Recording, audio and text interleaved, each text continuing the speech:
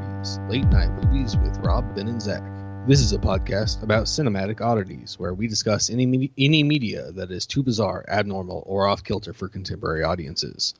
Occasionally these projects gel, most times they crash hard into the realm of obscurity. Join us as we delve into the cult classic swamp. I'm Ben. And I want to get well. Will you wait for me? Ben, will you wait for me? That depends. Are you a 12-year-old child? Right now or in the future? Because I'm 11. I also want to throw out a very special notion. I really wanted... there's another quote in this movie that I think is very apt for the start of this episode. I had to do that one because this movie gives me the big sad, everybody. I cry a lot during this movie, and I'm probably going to cry during this episode. But another quote I wanted to mention was, I think the problem here is much more complicated and deeper than we thought. But I figured that shouldn't be at the start of this episode because, Ben, we're here to talk about animation. And we're not here to talk about the problems and complications of animation. We're here to lift it up. So I figured that one just gets an honorable mention. Does that make sense? Yeah, fair enough. Well, I guess I'll let you start with the animation from this particular creator, because while I have seen some of his material, I think maybe you're more familiar with it than I am. Yes. Oh, God. I mean, Ben and I did very little preamble, and before we started recording for this episode. But I think you just read my goddamn mind, Ben. I think I also knew it because I'm pretty sure last week's episode you called Hayao Miyazaki Mayonnaise Heinz a few times or something like that. That sounds right. Okay, that's yes, his name. Mayonnaise Heinz, the Japanese creator, Mayonnaise Heinz, of course. Oh God, that actually reminds me. I saw so Heinz has been making mayo chup. Of course, I'm sure yes. you know. Then now they're making a bunch of different sauces, like Cranch. It's like ketchup and ranch. Oh yeah. And I think I saw one that was like a buffalo sauce mixed with mayonnaise or something. And I was like, Heinz, what the fuck are you doing, man? I know I've seen sriracha. And ketchup yeah, mixture. I've seen that one. And of course, I will never shy away from talking about this. The fantastic sketch of Mr. Show, which I know I've told you about before, Ben, where halfway through the episode, or maybe the first third of the episode, they play a commercial for Mayo Stirred, which is a combination of mustard and mayonnaise. Love it. About another third through the episode, they play a commercial for a different brand's version of it. So if the first one was Mayo Stirred, the next one is like Mustard Mayonnaise. Okay, and then sure. At the end of the episode, the last thing they play is a combination of those two condiments, which is like Mayo Stirred Mustard Mayonnaise or something like that, you know? And the best thing about it is that at the end of the first commercial of Mayo Stirred, they're like, mayonnaise will expire before the mustard. And then in the other commercial, it says mayonnaise will expire before the mustard. And in the last one, the great rule of threes, they say something like Mayo Stirred will expire before mustard mayonnaise or something like that. That's wonderful. Absolutely. So yes, we are here to talk about Mayonnaise Heinz. No, we are here to talk about one of my favorite, not only animators but creators in my lifetime. I think it's great that he's still alive and tentatively still working. We're supposed to get another movie from him in 2023. Who knows if that's going to happen? It's been 10 years since this movie we're talking about, but it's Hayao Miyazaki. And Ben, like I said, you read my mind. I wanted to pick your brain on what you know about Hayao Miyazaki. And of course, whenever I bring up Hayao Miyazaki, I have to mention my third favorite piece of media of all time. Quite possibly, not quite possibly, I would say definitely the second greatest animated film ever. Tune in at the end of this month when we talk about the greatest animated film ever, Spirited Away. Is that the one you're familiar with? I have seen that one. They actually, in Athens, they did a Mustard Heinz viewing party. The kind of I think we went to see some of them. The Fandango Presents whatever, and the sure. tickets are twice as expensive as normal tickets. Of course, yeah. And they did the Heinz mustard mayonnaise animated movies from Studio Ghibli. And I did go watch most of them because I had a lot of friends that were into them, and so I have seen them. I think Spirited Away was the one that I remember the most. Okay. But to be honest, and this is something that I don't know, maybe Rob doesn't know, the mayonnaise Heinz Anaki, he's not my cup of tea. Really? Do you think it's too fantastical? Yes, basically. Okay. I like. Don't get me wrong. I think the art's beautiful, and I think the animation is really smooth and amazing. But the story of them, I'm just like, I guess I feel like maybe there's a little bit too much emphasis on the beauty of the piece, and for me, and not enough emphasis on like the story. That's fair. That's fair. I figured it wouldn't be something we get into too much in this episode because we got it a lot in Ghost in the Shell. But I think Hayao Miyazaki's movies are very much more distinctive of the fact that there are clear differences between clear cultural differences between Japanese storytelling and American storytelling, if that makes sense. Yes, yeah, definitely. Have you seen Howl's Moving Castle? Anytime I see castles moving, I call the cops. Oh, geez, okay. Everybody be careful around Ben over here. God. No, I'm just saying, like, if I see buildings move, like, that's normally bad stuff. That's fair. That's actually understandable. Mortal Engines is an atrocity that we should have called the cops on back in 2018.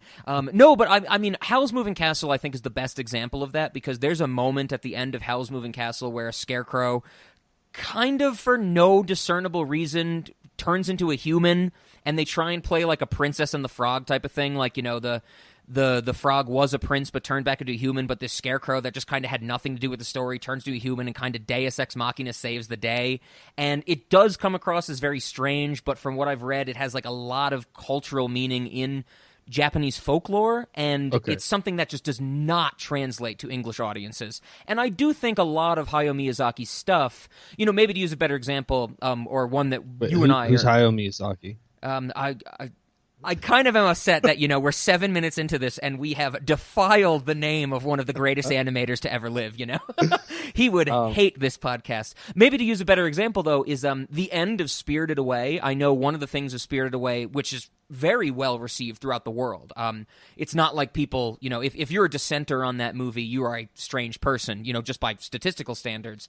But the thing that everybody kind of latches onto is when Chihiro, or Sen, at the point in the movie before she gets her name back, is riding on the dragon, and she's like, I realize you're the Keikaku River, you're the river spirit that saved me, and it comes out of fucking nowhere. A lot of people go like, American audiences, I say, go, what? Like, when did she get saved by a river? We didn't hear about this for the first 80 minutes of the movie. That type of thing. And it's very based in Japanese folklore. There's a lot of cultural differences that I think American audiences, we just don't have that basis of, where it's something like, you know, when Disney, because, of course, animated series, we're talking about Disney a lot, tangentially.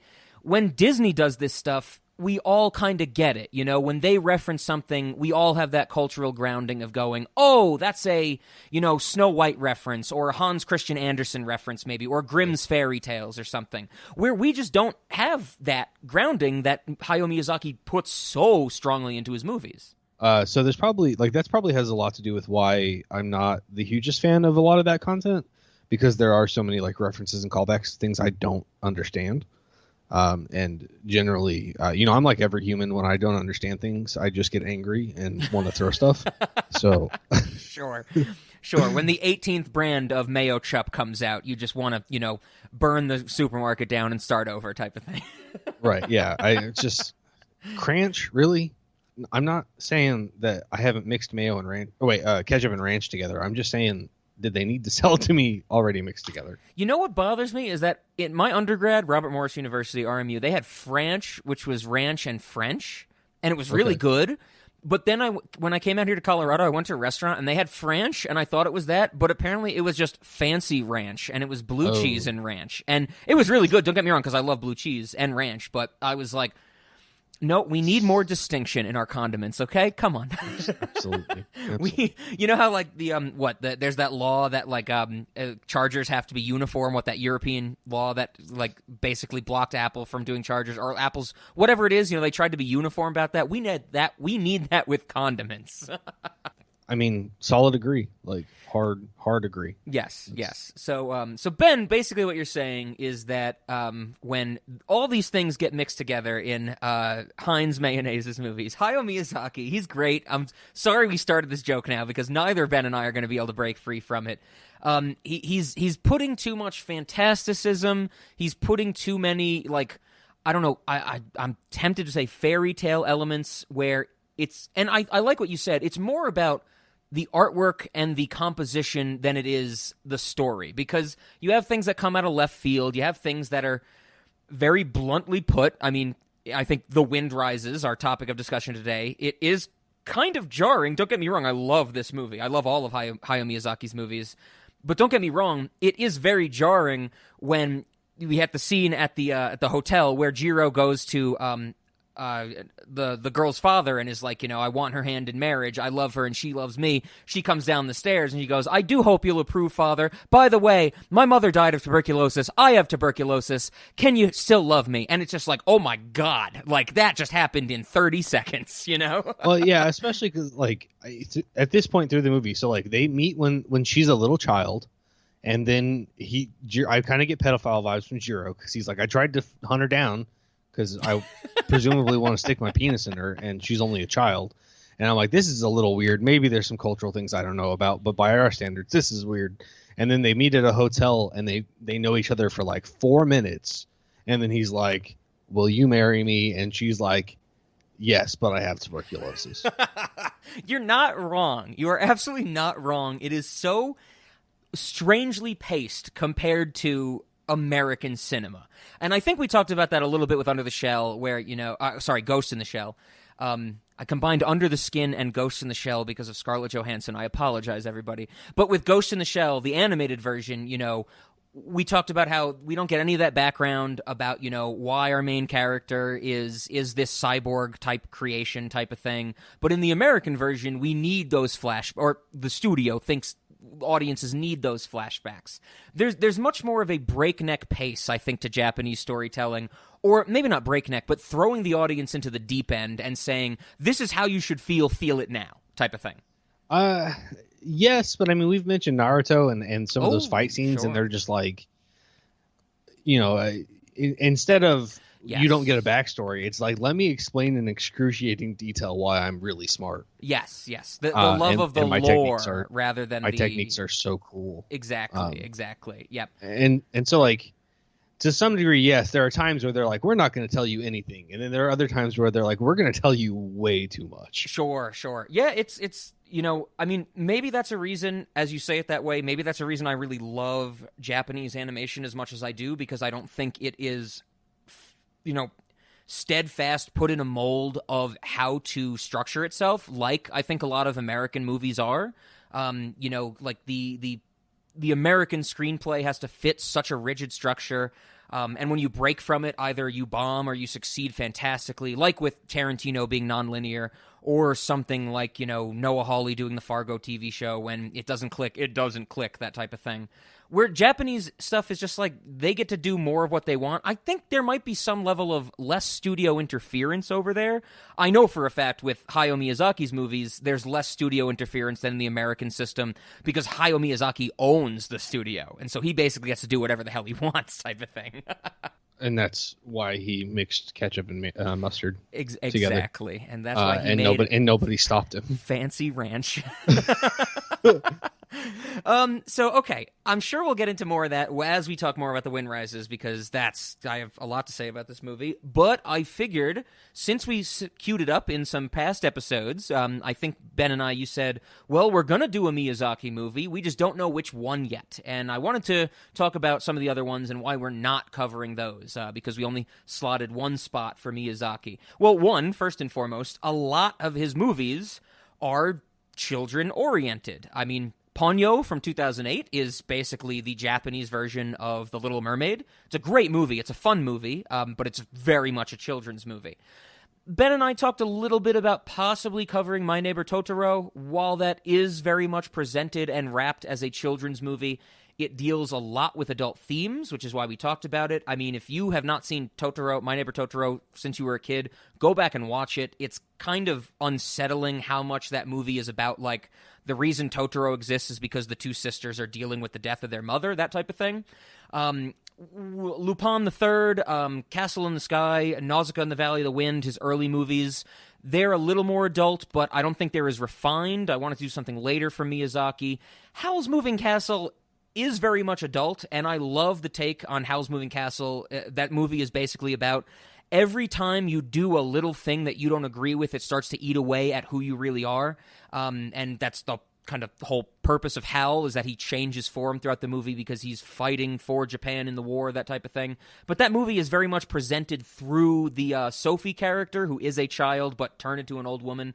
And the whole Billy Crystal playing Calcifer thing is just out of this world. So we didn't want to do that. We talked a little bit about Princess Mononoke, which is probably his second most adult movie after The Wind Rises. That movie is very much about, the relationship between humans and nature. That's a very, very fantastical movie, not really fanciful, but fantastical with, forest spirits and stuff like that. If anybody's not seen Princess Mononoke, the third act of that movie is wild. When the humans steal the head of the forest spirit, shit goes so wrong so fast. It's a great thing. Porco Rosso, I was thinking of. That's another World War II plane-heavy movie, but I think that is wrapped in some element of children, motifs and stuff like that. The main character is a flying pig type of thing. You have a woman who's in love with it. It's very like fairy tale-esque. And Spirited Away we can't do because we already covered it, and that's very much a children's movie. I'm sure there's some I'm forgetting in there. Kiki's Delivery Service. What's that movie about? A witch loses her power to fly when she needs it most. It's a very fun movie. But that left us with Hayao Miyazaki's last movie, The Wind Rises. I think decidedly or distinctively his most adult movie. It is based, in fact, to some extent. Jiro Hiroshiki, I don't have it pulled up in my notes right now, is based on a real person who designed these planes that were used in World War II. He did know this kind of weird German/Russian spy for a weekend at a hotel, which is a part of this movie. He did have a fiance with tuberculosis, and we figured this would be the movie to go to because it gets at a lot of adult themes that I think are very different from Hayao Miyazaki's other movies. So, Ben, now I have to ask you, since you said this whole thing about you went to the Fandango Presents, you went to those theaters and saw some of these movies, was this one that they played? Had you seen this movie prior to watching it for this recording? No, I know they played Spirited Away and Mononoke. I think the Howl's Moving Castle showing got canceled for some reason. Ooh, okay. I don't entirely remember either that or I was out of town that weekend, so okay. I didn't see that one. Actually, now that you've mentioned it, like I want to watch Howl's Moving Castle. Because the thing you just described, that sounds fucking Petersonian as shit. Oh, absolutely. Like, yes. As you do things that you don't agree with or that are against your morals, like eats away at your soul. Yes. That's. Well, I don't know that we should get into it, but that's one of those things where people, they have this like really simplistic idea of like, why do you have to have opinions about other people's lives? It's like, well, because if I let those things happen around me, it slowly devours my soul. Mm-hmm. Mm-hmm. So it's not. I guess anyway. That's just like a naive criticism of those things, and I think that's something that everyone could stand to learn a little bit about. Sure. So I probably will watch that movie, but I don't think The Wind Rises was among on the list. Okay. And to be completely honest, like this movie came out 2017? I think 2013. Oh, okay. Yeah, right. Yeah. I think this is quite a while ago now. Yeah. Well, yeah. Okay. I was thinking from the other ones. I mean, I guess I don't know when they came out, but this one seemed newer to me than sure the others. Okay. Well, I before we get into it, talking about this movie specifically, I figured this episode, since we're talking about Hayao Miyazaki, a very well-respected animator, not just from me, not just from Ben as well, because I think you respect him, even though he might not be your cup of tea, also from critics. His movies get a lot of, cup of mustard. Cup of French, I think that, this is a better time of any, also because we're in the middle of our adult animation series. I figured this would be the best place to put it. I would be remiss if we didn't spend some time complaining about the Oscars Best Animated Feature category, because Hayao Miyazaki shows up on these lists quite a bit, only has one win, which we'll get to, of course. Many of his movies get nominated but don't win because my opinion is that the Pixar dick has made the Oscars soft. Let's talk about the Best Animated Feature category for a little bit. I have some notes and things I want to mention. Of course, we've already talked about this way back when last year. This category only exists since 2001. And in 2001, the first ever win for Best Animated Feature is one of the most embarrassing things, and one of the reasons I will always cite as why the Oscars are a load of shit and shouldn't be, held in any regard whatsoever. Shrek in 2001 wins the first ever Best Animated Feature. That is embarrassing. The Oscars do a little bit to regain some standing because the second ever award in 2002 deservedly goes to Spirited Away, which is one of the best films of all time. But I want to keep going here. I want to mention some other things because I think some of these are absolutely atrocious. 2003, Finding Nemo wins and beats out Sylvain Chomet's Les Triplets du Belleville, which is a fantastic silent animated movie that everybody should see. But this is when Pixar really starts running the game. 2005 is a good win. Wallace and Gromit: The Curse of the Were-Rabbit. Tune in next week when Ben and I talk about stop motion. I think the Wallace and Gromit movie, The Curse of the Were-Rabbit, is a big step forward in what stop motion can do. After Henry Selick does Nightmare Before Christmas and James and the Giant Peach in the 90s, but that beats out Howl's Moving Castle in 2005. 2006, Ben, this is an interesting one. Happy Feet wins, which I absolutely love Happy Feet. George Miller does some great work with CGI animation in that movie, but it beats Monster House. And I figured I should mention that because everybody, check out the Cinemodities Patreon, where Ben and I discuss Monster House and how that's basically a Harry Potter ripoff. Remember that conversation from like a year ago? Yeah. I mean, the three main characters are... Anyway, listen to the episode. Yes. Patreon.com/Cinemodities. We got Monster House on there. 2007 is when it starts to get baffling to me. Because the winner of Best Animated Feature in 2007 is Ratatouille, which is not a bad movie by any means. But it beats out Persepolis. And Persepolis is the Iranian adaptation of the graphic novel about a woman trying to deal with the oppressiveness in Iran and things like that. It's one of the best animated features of all time. Persepolis is something everybody should see if you're into animation. And Ratatouille wins? Like, okay, come on. Like, Ratatouille's, like, fun for the whole family. Ratatouille should not have won Best Feature that year. Brad Bird should have won Best Director for Ratatouille because Brad Bird changed how animation was done in the modern studio system. But Persepolis should have won hands down. And if they ever went back and changed things, that would be one they have to change. 2008, very deserved win, WALL-E. WALL-E is a fantastic film that is basically silent for the first half of the movie, and it achieves a lot with animation. WALL-E. 2009 is the fucking stupidest year for the Oscars animated feature in existence because The Secret of Kells loses, Wes Anderson's Fantastic Mr. Fox loses, and Coraline loses, which, Ben, you know, Coraline is one of the greatest things to ever exist. It loses to fucking Up. Up. Oh, God. Jesus Christ. Here's the thing, Ben. You've defended, maybe not fully defended, but we've talked about Up on this podcast before.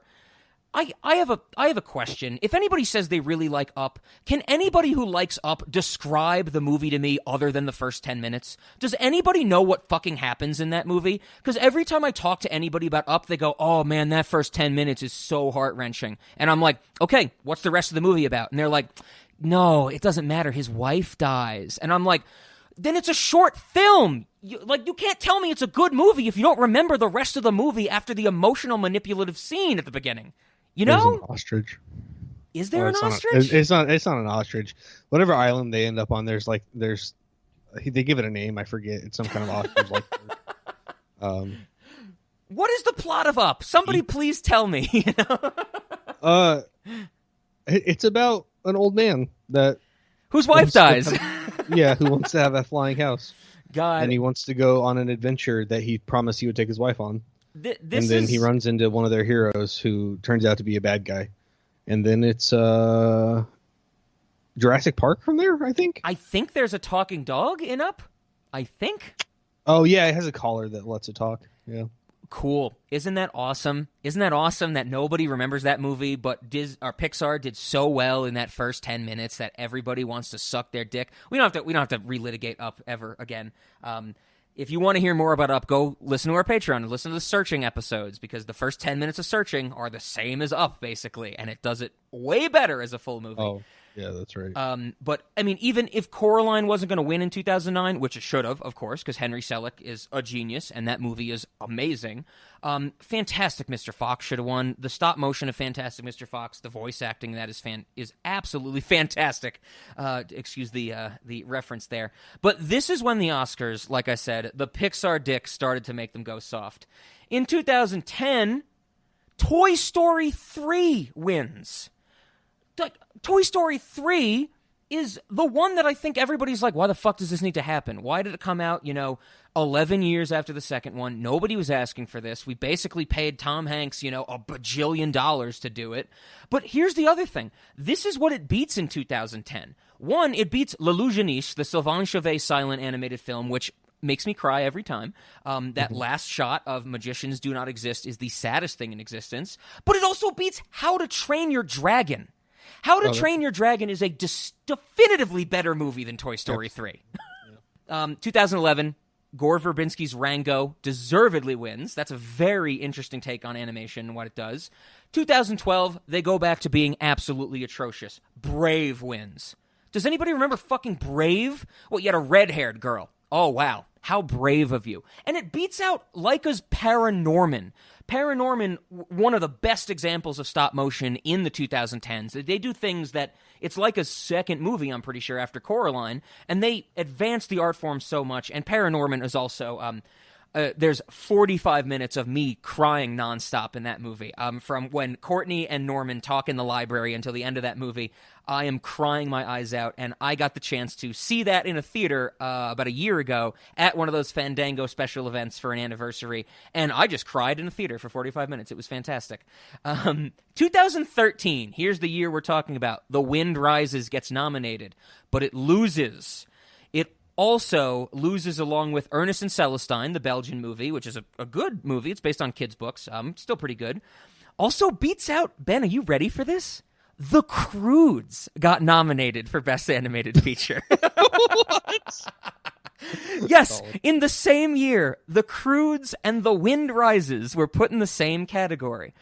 But they lose out, all of those that I mentioned, lose out in 2013 to, I'm pretty sure what you said, Ben, is your favorite film of all time because it is a lesbian allegory, Frozen, which we've talked about before. That, of course, is, they're just Disney. I mean, they're gargling the nuts of Disney and Pixar at this point. 2014, The Box Trolls loses, another Laika movie, great stop-motion movie. Not my favorite Laika, which we talked about, but a still very good one. Loses out to, and here's another thing I never knew, that this actually won. It's a movie that I think you and I have a special place in our heart for. Me because of Kingdom Hearts, you because you've actually seen it. Big Hero 6 won Best Animated Feature. I did not know that. Good for it. I mean, that's a good movie. Yeah. 2015, beating out Anomalisa. Tune in next week and we talk about that movie and how fucking insane it is. Shaun the Sheep, the movie, a great stop-motion animated film. That loses as well. Boy and the World, the Brazilian animated movie that regularly gets called one of the greatest pieces of hand-drawn animation in the last, 20 years. That loses to Inside Fucking Out. Can the penis get any farther into the Oscars at this point? There's tearing going on now. And Ben, it doesn't stop. 2016, Kubo and the Two Strings, another Laika movie, fantastically beautiful movie, that loses. Ma Vie de Courgette, the French movie which translates to My Life as a Zucchini, fantastic stop-motion movie, that loses. Moana loses in 2016. One of the biggest musicals and animated movies in our lifetime loses to Zootopia. Oh, God. Yes. Isn't Moana Disney? It is Disney, but Zootopia is also Disney. And Zootopia had a cute rabbit, so... Fuck songs and meaning in your movie when you have a cute rabbit, right? Zootopia is not even good. No, Zootopia is fucking garbage. The only thing people think about Zootopia anymore is all the porn they draw of that rabbit. Yeah, well, and the sloth DMV scene. Oh, everyone was like, "Oh, that's real life." God, I hate that scene. If you are going to physically make me watch something slow, I hate you. I fucking hate you. No, it's terrible. It's a terrible experience, but everybody got to what is like suffer in kind about it. Like there was like this commonality of suffering that nobody needed. It wasn't like anybody needed a hot take on the DMV or bureaucracy, right? It's a low-hanging fruit joke that, oh God, that got meme-ified. Fucking stupid as shit. That's 2016. 2017, it keeps going. The winner is Coco. And I've heard a lot of good things about Coco. I've never seen it, but I've heard good things. But it beats Loving Vincent, the animated documentary about Vincent van Gogh's life, or Vincent van Gogh, however you want to pronounce it, that is animated like Starry Night. Like, the whole movie is animated like Vincent van Gogh's paintings. And it is beautiful. It is such a fantastic documentary, and fucking Coco wins. Go fuck yourself. 2018, they have a brief moment of respite, deservedly winning the best animated feature, Into the Spider-Verse. Very well deserved, because that is an actual feat of animation. And even though, once again, check out the Patreon, even though I physically cannot watch the last 30 minutes of that movie because it will break my brain, because it'll scar my corneas, it's so crazy, it is an actual feat of animation. And then 2019, that's the last year I'm going to mention, because the 2020 and 2021 are Soul and Encanto, and animated movies didn't really get a lot of love because of COVID and stuff like that. 2019, guess what wins, Ben? Toy Story 4. What? Who fucking even saw that movie? Right? I did. I don't even sure I knew it existed. It's even a fucking shame that Toy Story 4 beats out shit that I have maybe seen some of or heard of, but not worth mentioning. La Casa Lobo from Argentina is not even nominated. La Casa Lobo does something with stop motion with sticky notes that's never been done. Like, they actually, and there's a whole thing about La Casa Lobo where, you know, it's like, I think maybe it didn't get nominated or didn't get attention because it's framed as like a Nazi propaganda film that was dug up from the 50s because, you know, Nazis went to Argentina, that type of thing after World War II.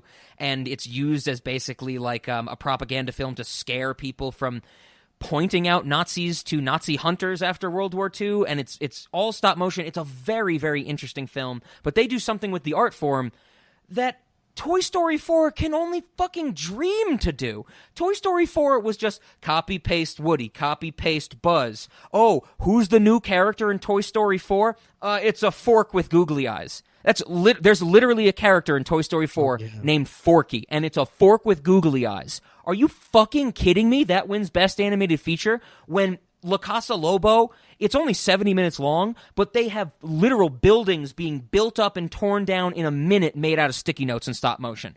Are you fucking kidding me? Oh my God. It makes me so goddamn angry that the Oscars suck so much of Pixar's and Disney's dick. It hurts me deeply, Ben.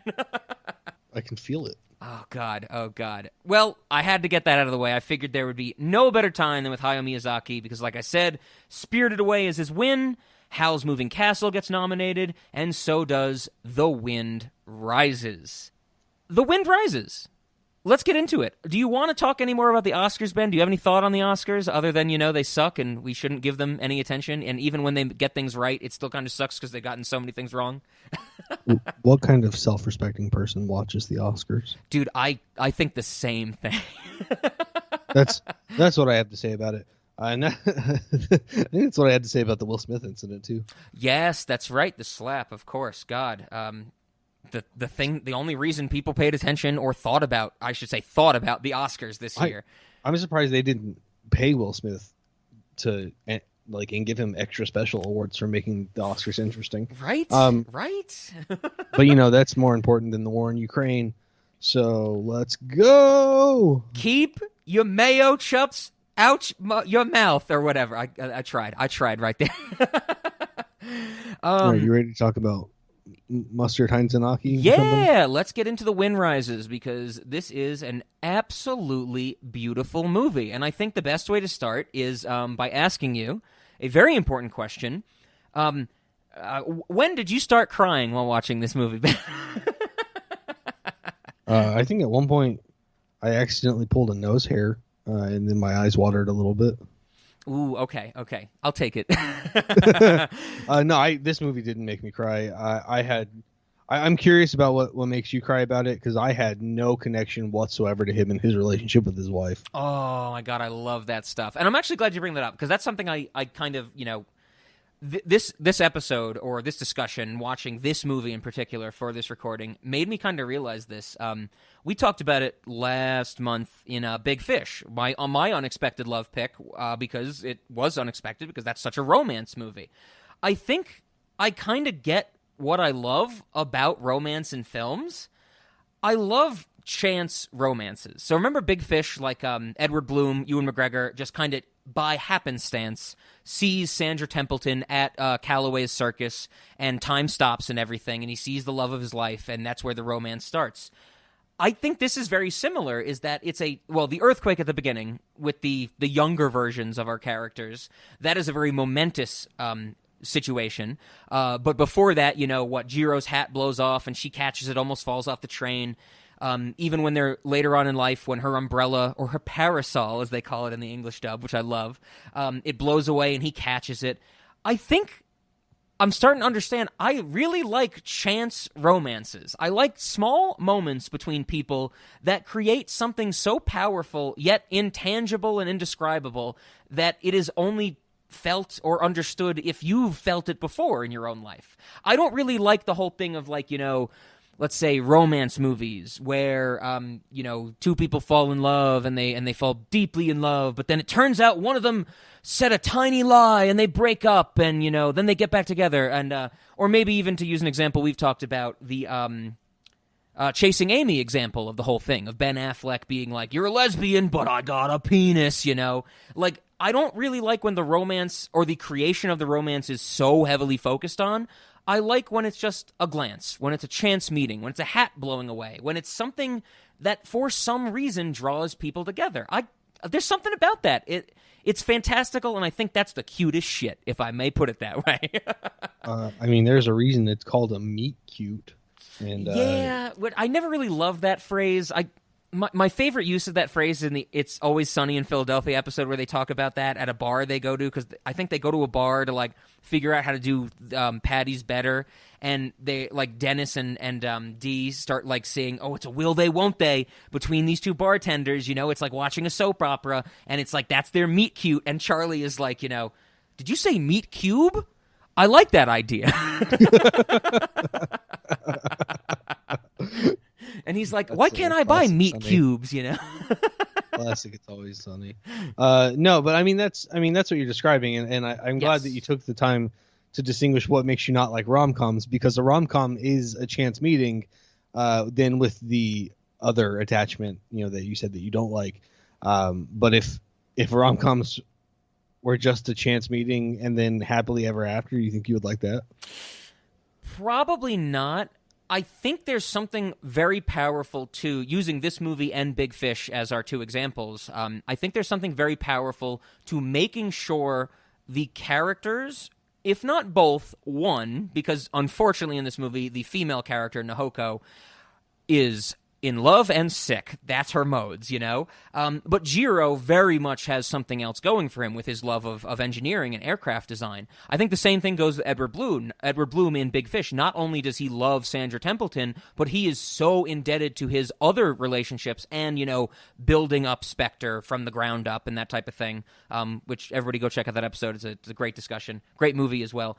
I think there's something very powerful to having characters be in love, but not making that their focal point. And I think a lot of rom-coms, they put too much emphasis on that, nothing else matters except our love. Like, one of my favorite scenes in The Wind Rises is when Jiro has to go visit Nahoko, or chooses to go visit Nahoko, while I think he's being chased by the secret police, who they don't say Gestapo in this movie, but World War II times, I think that's what they are.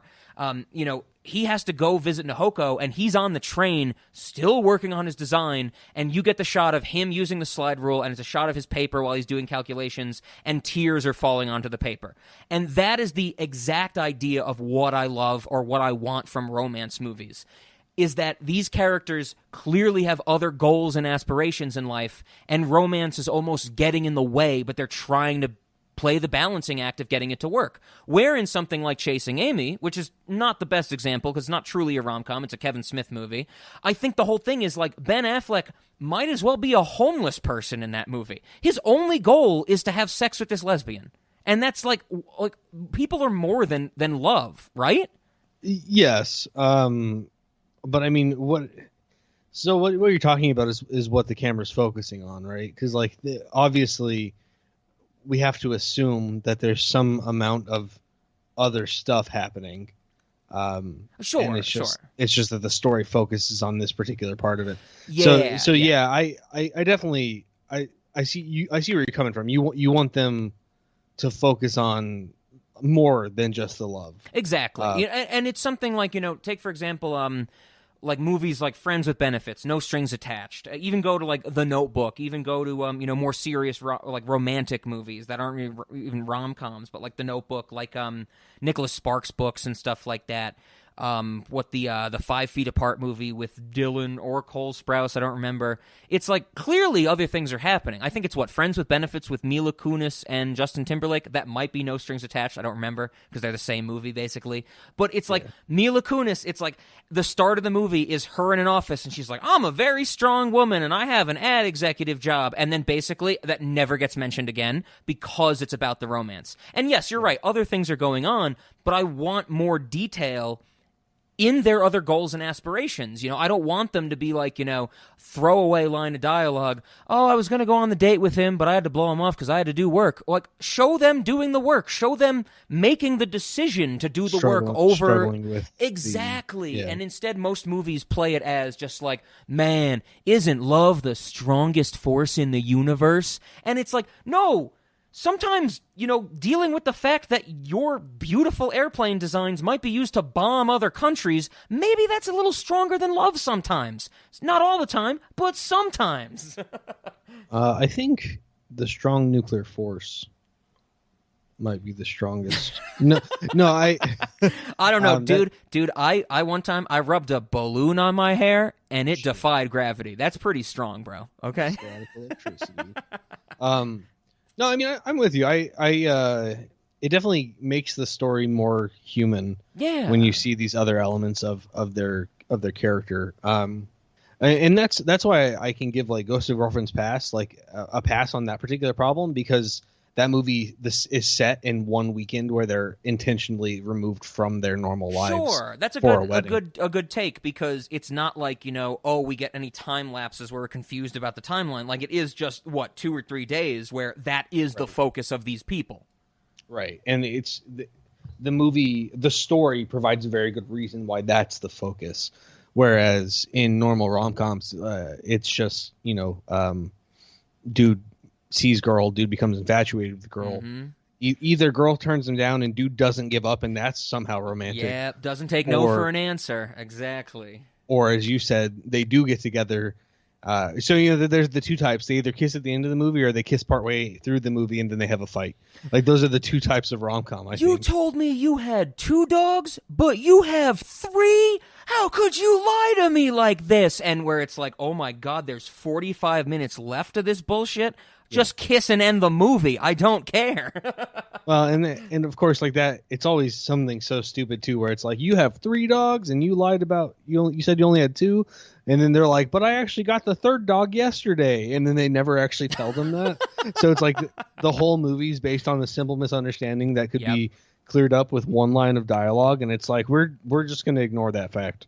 I found that to be true with like pretty much every rom-com, and that's why I think that there's kind of an inherent problem with rom-coms in that their dialogue, or rather their plot, is so easily fixed so as to not be interesting by one line of dialogue. Yeah, exactly. It's like you can physically feel when you're watching those types of movies the moment where the characters are clearly talking to each other, and you go, if you just said this one sentence, every single one of your problems would evaporate immediately.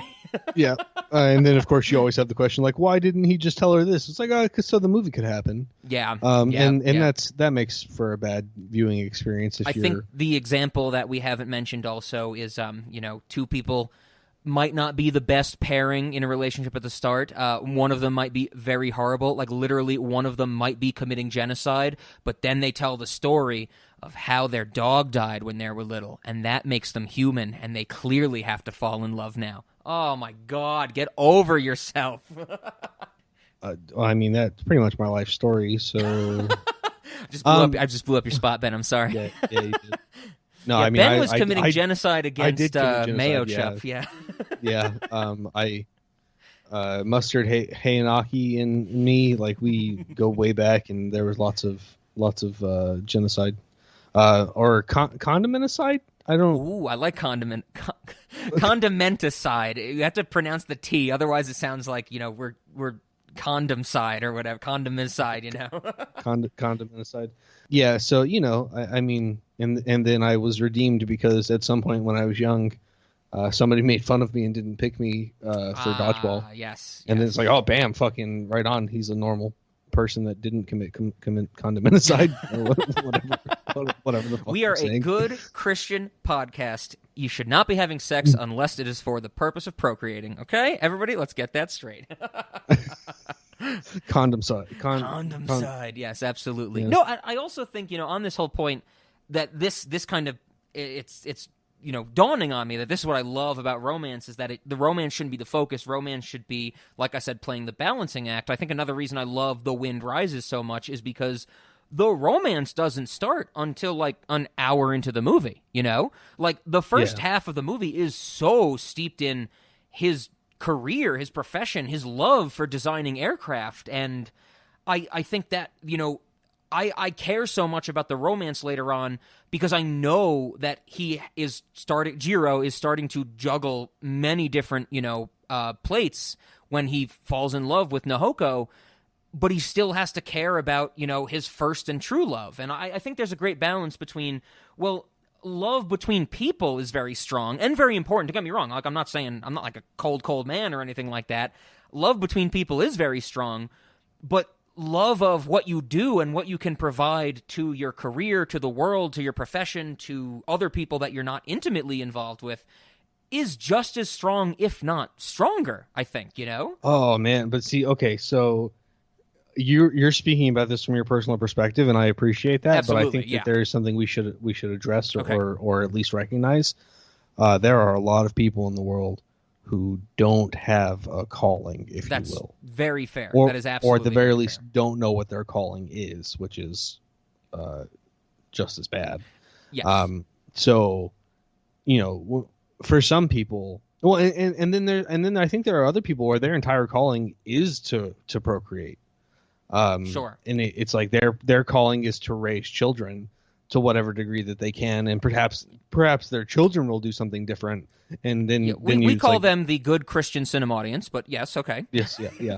So then you get something like, their calling is to create people who have other callings, and it's like, if that's who you are and that's what your life is, then maybe the rom-com actually, like, maybe that's who the rom-com represents is Sure. these people who don't have, like, I guess I'm kind of put in the mind, or I'm thinking about like it's either The Prestige or The Illusionist, because those movies came out at the same time with the same basic premise. Yes. But like one of them, one of the guys is married, and his wife is just like, some days you're married to me and some days you're married to your job. Yeah. And like, not everybody's like that. Some people are always married to their spouse and never to their job. Absolutely. And so I think that I guess what I'm getting at is I think perhaps you connect with these movies because these movies actually connect with you. No, you are absolutely right. And, I think it's, I think I speak for both of us when, please correct me if I'm wrong, but I think you and I understand that where we've been around enough people. I think of like Uspensky as an example. I think of, Dr. Lin from Ohio, who is the statistics guy I worked with. I think of other people I've worked with in, computer science at CSU. We've been around a lot of these people who have this calling and really care about, pursuing their field and stuff like that. And I have such a respect for that. But you're absolutely right. If someone is, working a 9 to 5 at like a warehouse or a grocery store or, whatever, they might not have their calling. Their calling but is more of the sense of like, who am I surrounding myself with and how important are those people to me? Well, and so something that I think I don't know if I've ever told you, as much as I was, a motivated student and a very successful student, one of the reasons that I felt like I never fit in is because I did not have that calling. Okay. I didn't care about the math. I cared about solving problems to some degree, and I Sure. enjoyed solving problems. But at the end of the day, where and in what field those problems were, I didn't give a shit. Math was just happened to be a really great place for there to be a lot of problems for me to solve. Gotcha. And so I would interact with people, even people like a guy I know whose name I will not mention because I'm not going to say the most flattering things about him. He was not particularly bright, but he cared a lot. Sure. And as a result, like even around him, I was like, man, like you outclassed me in a way that you might not realize, comparing our performances, but you outclassed me in caring. So to some degree, like I am one of those people where it's like I was good enough at whatever it is I was doing that I never had to like search for whatever, what I could do. But at the end of the day, like what I do is a job. Mm-hmm. And how I spend my time outside of what I do, like I don't when I'm not working, unless I'm doing a personal project, which occasionally I get really motivated about, like wanting a tool that doesn't exist and then I create it. Mm-hmm. If I'm not doing that, then I'm spending time with my wife or my friends and playing Magic. Like I'm not somebody who has that calling. So I think in some ways, like rom-coms connect with me a little more because those personal relationships I do find important enough that it would be like outside of my job. Yeah, this is what I'm paying attention to. Okay. No, I mean, I think, that's a great perspective to put because I think, in this movie in particular, it's a blending of those two things. I mean, this might be the middle point between the two extremes of rom-coms or romantic things, that are just about love for people who feel that way or maybe not have a higher, I don't want to say higher calling, but a non-intimate or personal involvement calling. Mm-hmm. Then there's the movies that are very much about like people just caring about what they do.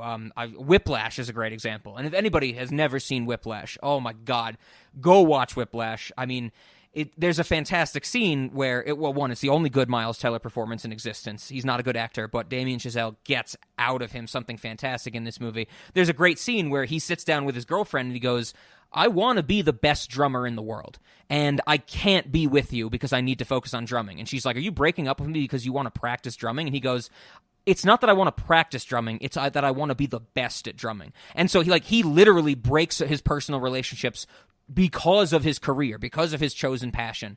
And that's the other extreme. I feel like The Wind Rises is this middle point where Jiro is trying to balance these two loves.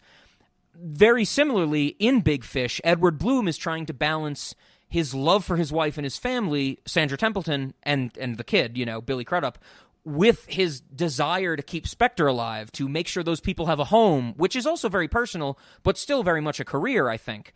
That's what I think I love about these movies, is where you're playing a balancing act between personal and professional lives. I was going to say, it sounds like we've kind of hit maybe a little better understanding of why you like this and why you like Big Fish. Yeah. That it has that balancing act, that there's these two very important things. And that you have to figure out how you can have both of them if you can. Exactly. And I think that's more realistic where, while I love Whiplash, and like I said, everybody go watch Whiplash. If you've seen Whiplash, rewatch the last 12 minutes. The last 12 minutes are so visually arresting. It's basically a 12-minute drum solo, and it is fucking amazing. But, that movie I love for the fact that somebody cares so much about this one artistic thing that they will just, destroy the rest of their life to achieve it. But I don't like when it's just like, like I said, Mila Kunis, I'm a big, strong, powerful woman with this ad executive position, and there's maybe 2 shots of me signing documents and having a meeting, but then the rest of the movie is, man, when do I get to go to dinner with Justin Timberlake? And it's like, come on, there's more to life than that. But I think you said it best earlier, it's what the camera focuses on. There's always some notion of life going on in the background, but I like when it's focused on more in this middle ground or extremely focused on, rather than just the, I gotta be in love type of thing. Sure. And that's why I brought up, my own personal experiences. Yeah. Because it's like, when I clock out, I clock out. Sure. Like I don't think about work after I clock out. And that's actually part of the reason that I left the academic world, because I wanted a job I could leave at work. Big time. Feel you there. Yep. Like I said, I'm still good at what I do, and I do care about what I do, but I don't think about it unless I'm getting paid to. Okay. That's actually a good point. I'm glad you bring it up because a big thing I like about this movie, specifically the first half, the half that focuses on the engineering aspect of Jiro's life, the aircraft aspect, I relate so much to Jiro in the scene where he's eating mackerel with his friends, with Hanjo, and he picks out a bone and he looks at it and he's like, man, this is so beautiful. And Hanjo's like, leave it to you to just ignore us and look at a fishbone or something like that. And then the next scene, or maybe 2 scenes later, he's doing his little drawing and he's like, the curvature in this American airplane matches this fishbone exactly and it has all these aerodynamic properties. And I'm like, I relate to that so hardcore because I think I'm one of the people that after I clock out, I might stop thinking about it for a bit. I can't stop thinking about my work. Because I'm so in love with it, I think. And my current job is very, blasé and uninteresting. I'm auditing taxes, unfortunately. Yeah, I'm one of those people, Cinema Audience. I'm a good Christian Cinema Audience member. I audit your taxes. But I actually think about it because I find it is so interesting. And the fact that Jiro can find something so simple, so interesting, I relate to that so much, It's like, when you see a weird shape and you're just like, man, that looks fucking crazy, and I want to stare at it for 5 minutes. I mean, maybe that's also the autism in me speaking, but I related to that so much in this movie. There were times when I was in my undergrad, probably even at first in grad school, before my love for math had been like I said, my love for the solving the problems that math provides, before it had really been hampered by the illnesses and various life things that I suffered at that time. I would be out at a restaurant with friends and I would figure out a math problem and then pull out a napkin and a pen and write it down, and then put that in my pocket and then resume hanging out with my friends, and they always knew if I just randomly shouted holy shit or what the fuck or whatever, I was doing something math related. But then again, like I said, at some point that changed for me.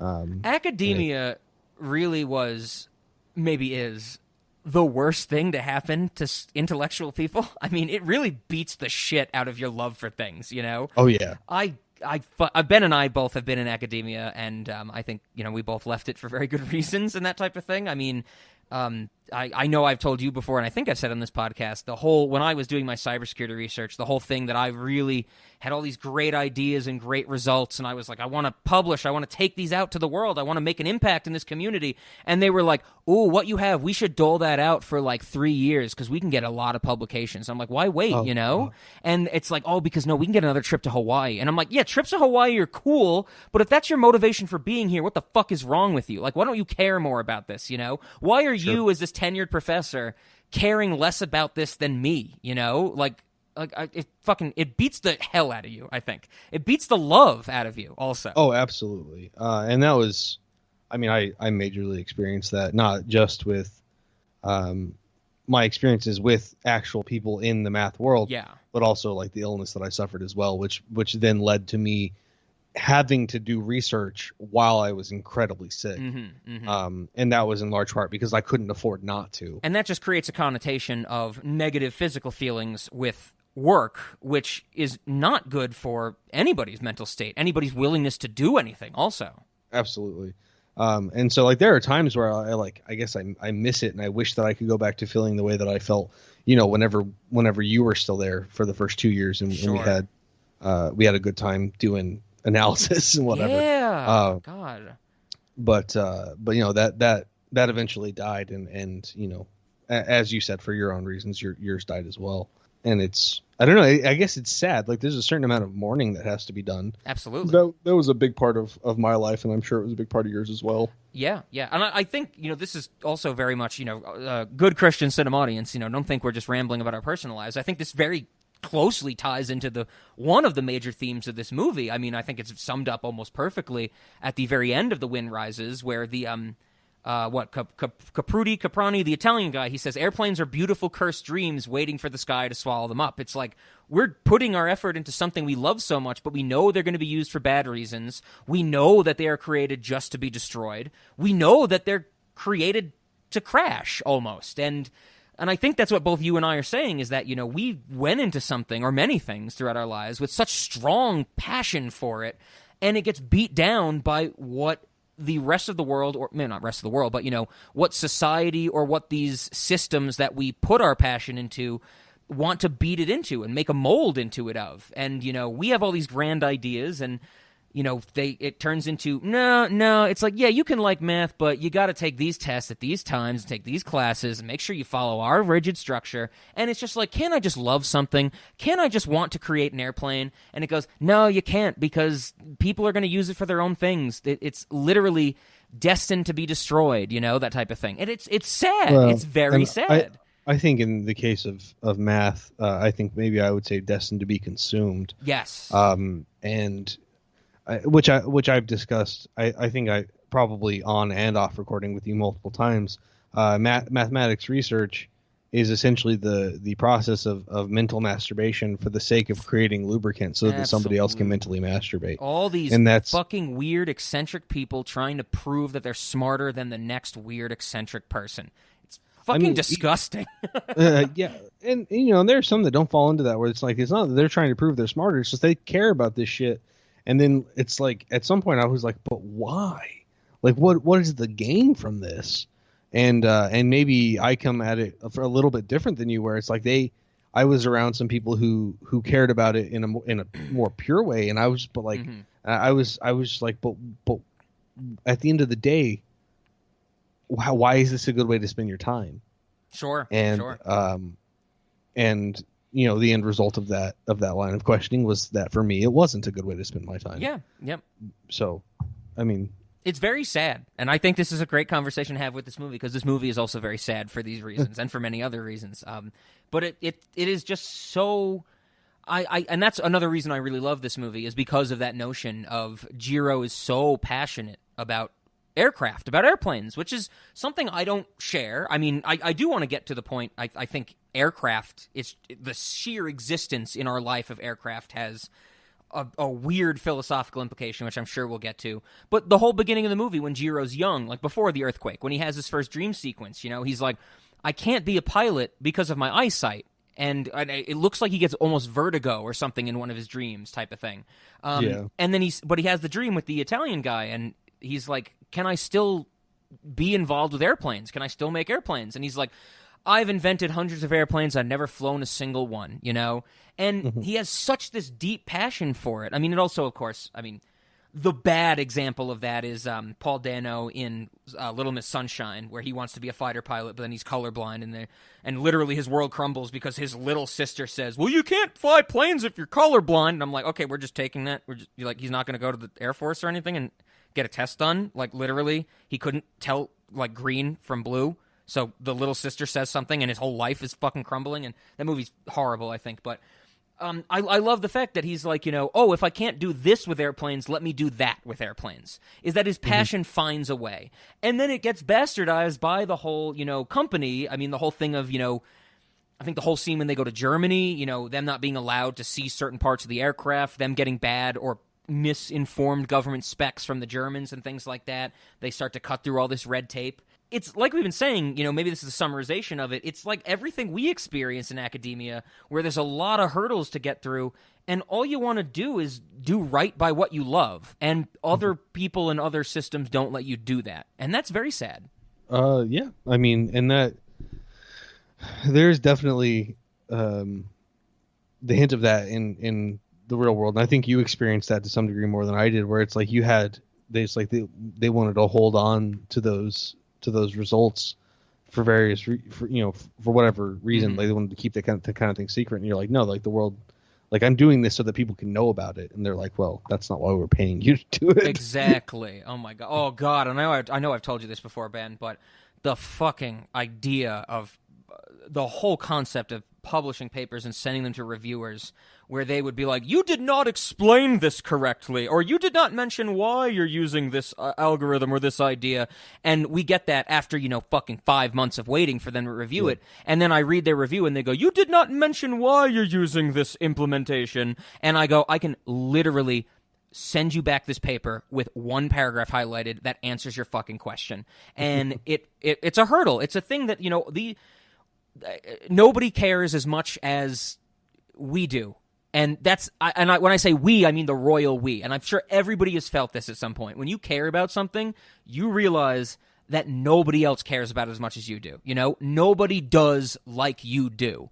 And it beats the motivation out of you. It beats the hell out of you because, you know, clearly, you know, I've said it before, maybe the best example is in teaching. I love teaching. Ben knows this. I've talked about this a lot on the podcast before. I love teaching. One of the first things I tell my students every semester I've ever taught is I really love doing this. I really love working with people. I really love working with students.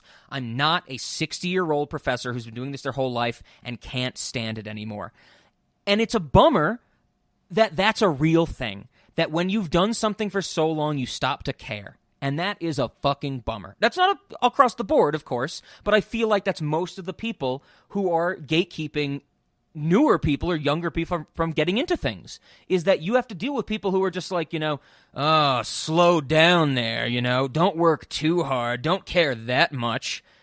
The world would be better if we didn't have that mentality. Also, if, you know, I think the 40-hour, you know, work week of the American culture didn't beat that into us as well. Well, and I'm glad that you brought up the 40-hour work week, because that's something that I've discussed kind of at great length with various people who are incredibly productive. And there are some of them who are that productive because they work 60 hours a week. Mm-hmm. And there are some of them who are more like me, where it's like I'm that productive in 4 hours a day, and then I spend the other 4 hours in the day doing whatever menial tasks I can do that qualify as work. Sure. Because I'm supposed to be working that whole time. At the end of the day, they're happy with my production, and I could have done it in half the time, but it's, you know, after that 4 hours, like my brain, it's like I used my brain that whole time. It's dead. Like I have to sleep before I can work that hard again. There's a recharge period, absolutely. And so it's like the work week, like there are some jobs that absolutely you need something like a 40-hour work week, where it's like a certain amount of labor has to get done. Mm-hmm. And, you know, our bodies can handle that. Our brains can't. Like whenever you're problem solving for trying to problem solve for 40 hours, you're only getting 20 to 25 good hours. Sure. And that's something that's like, well, it's one thing I did appreciate about academia is there was no strict 40-hour clock on it. And then whatever I got done, if it was enough, and I could stop. Mm-hmm. But I think that that's something that anybody who's actually good at what they're doing, they can't be working for 40 hours. Like I just don't think that you can mentally exert that much for that long.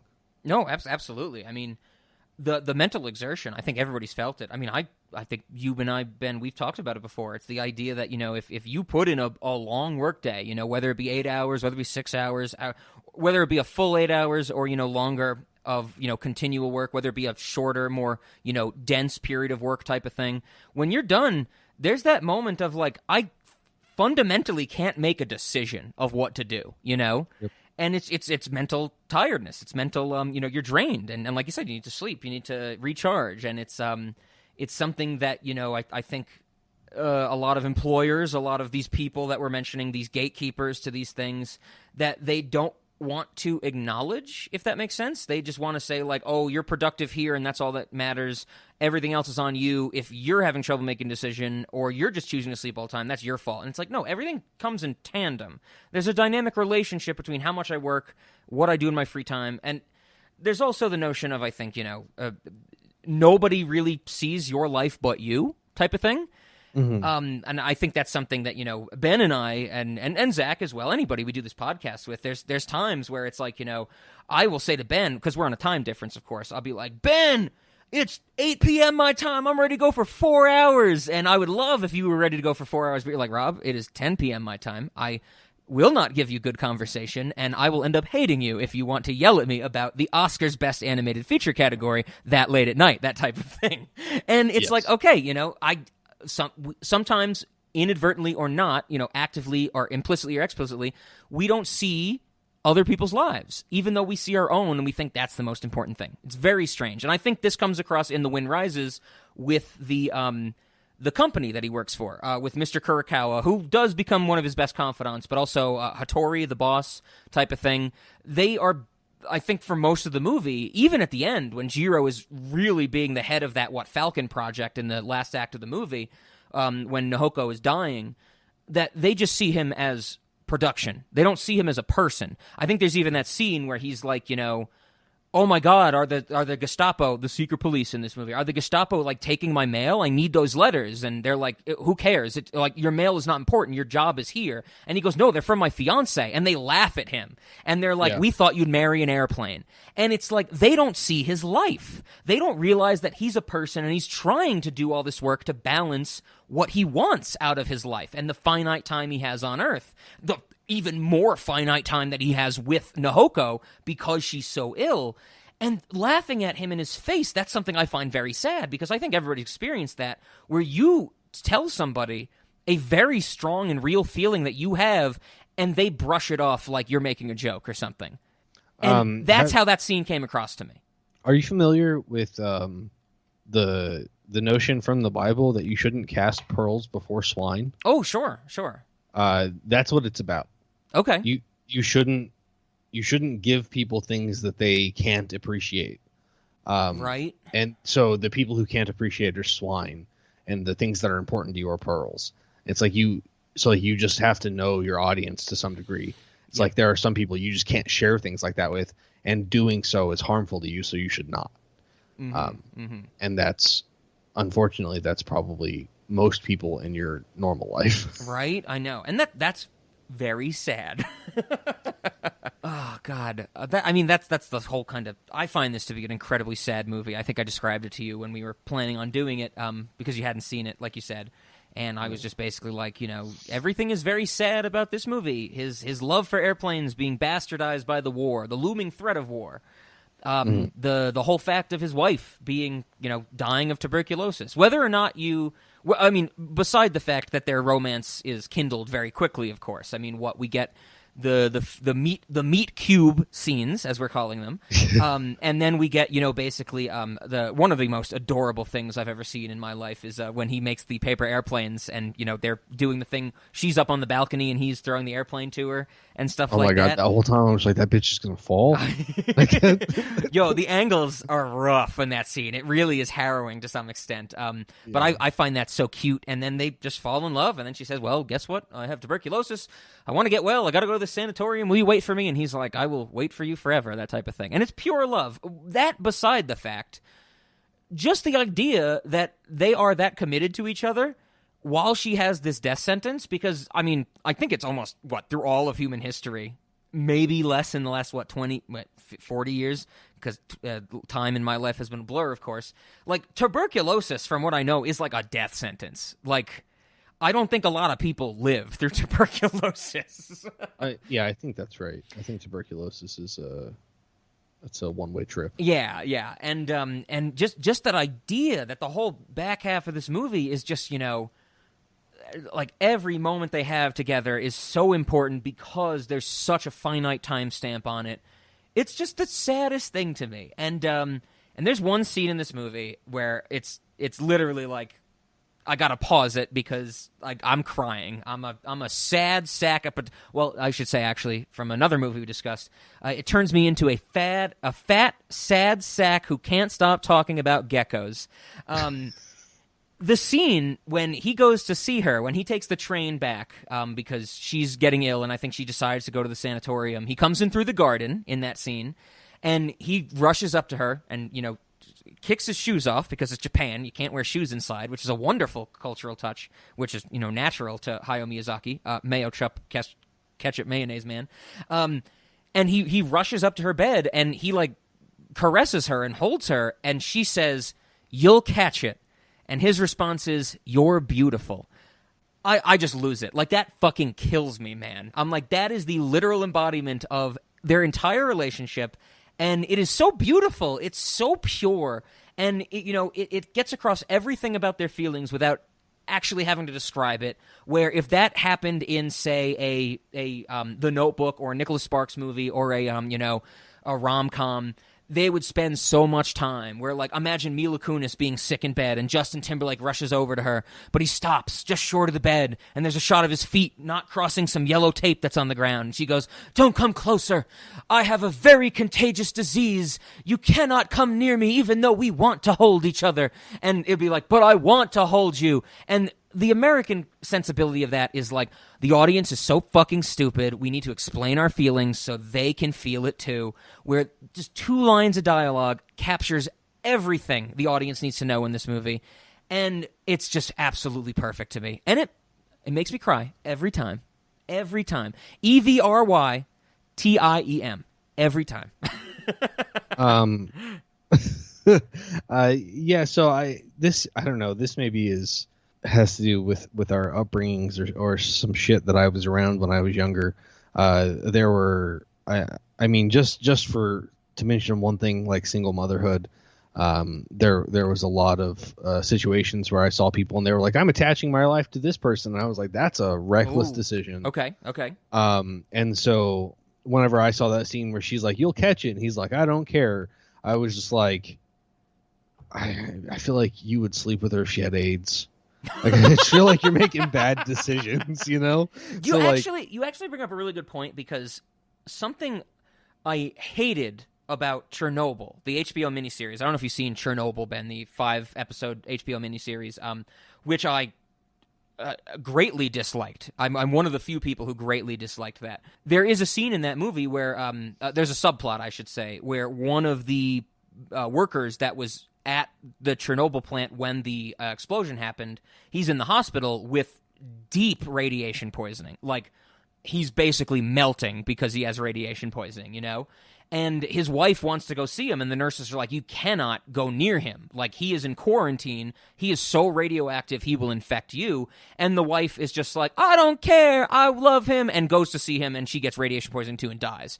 And that is so stupid to me. I hated that subplot of it because I'm like, oh, go fuck yourself. I think it gets at the idea that, you know, that character was defined by love, that female character, where she's like, "Nothing else matters except me holding my husband's hand, and I don't care if he's a pile of goo with googly eyes because he's so radioactive," you know? And I'm like, get the fuck over yourself, you know?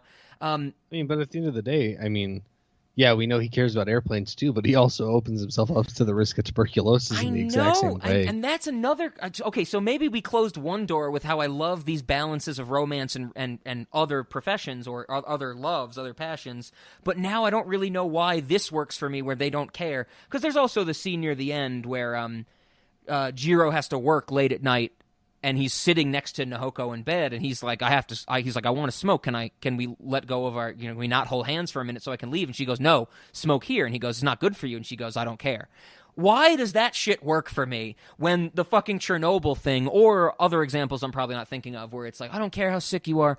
I'll sleep with you if you have mega AIDS and, you have super hyper AIDS. You literally sneeze anthrax, and I still want to give you a blowjob," you know? Why does that not work for me? Directly into my mouth. Right? Why does that not work? Maybe that's the next question we have to figure out. Is like, why does this work for me, but the other instances of people throwing away their wellness for love don't work for me? Well, I also think that I made that up on the fly. I think that we should we'll add it to the Cinemodities movie studio production docket. We need to make a movie about the man who sneezes anthrax. I think that would be a great film. Is he a superhero? All right, so that's. I mean, if I sneeze anthrax, I'm gonna find a way to use it. I don't know if it'll be sure. Maybe it's like E.T., where he's not a superhero. He's just a guy that has this power, but the government's after him, type of thing. Sure. And the government wants to use him for chemical warfare, but he's like, "No, my sneezes are just for my wife." You know. I only give her anthrax. So my guess is that it's because you're already attached to their relationship. Okay. I like that. You would have to analyze, your experiences with those other sources. Yeah, definitely. Well, but my guess is that you actually care about their relationship, whereas like with another couple, it's like maybe you don't care about their relationship, so their willingness to make sacrifices for each other just comes across as like unearned, I guess. Sure. Maybe is so. It's like you're just trying to tell me that they're in love, whereas opposed to here, it's like you already believe they're in love, so now you're seeing that they're in love through their sacrifices. Maybe it's something to do with that. That's a good point. I'm now thinking back on other movie romances that I really like. I might have a warped sense of what I like about movie romances because I like this clearly. Giving up the whole idea of Jiro being well because he's just like I don't give a fuck, like cough into my mouth, bitch, that type of thing. I'm thinking about Big Fish. I love that romance, even though there is that whole chunk of the movie where Edward Bloom is not in his family's life because he's rebuilding Spectre. I also think back to when we talked about The Nightmare Before Christmas. I love Jack and Sally's romance, even though 90% of that romance is Jack ignoring or actively negging Sally. I might have a warped view of what love is in movies. I also have a warped view of love in real life, but that's not my fault, I swear.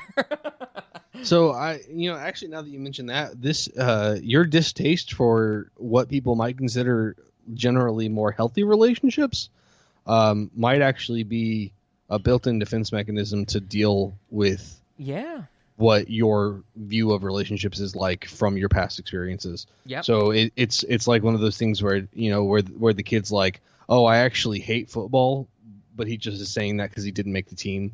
It's like he doesn't hate football, but he's using this as a way to defend himself. So it's like I actually hate healthy relationships, but I don't really. I just don't know how to have them.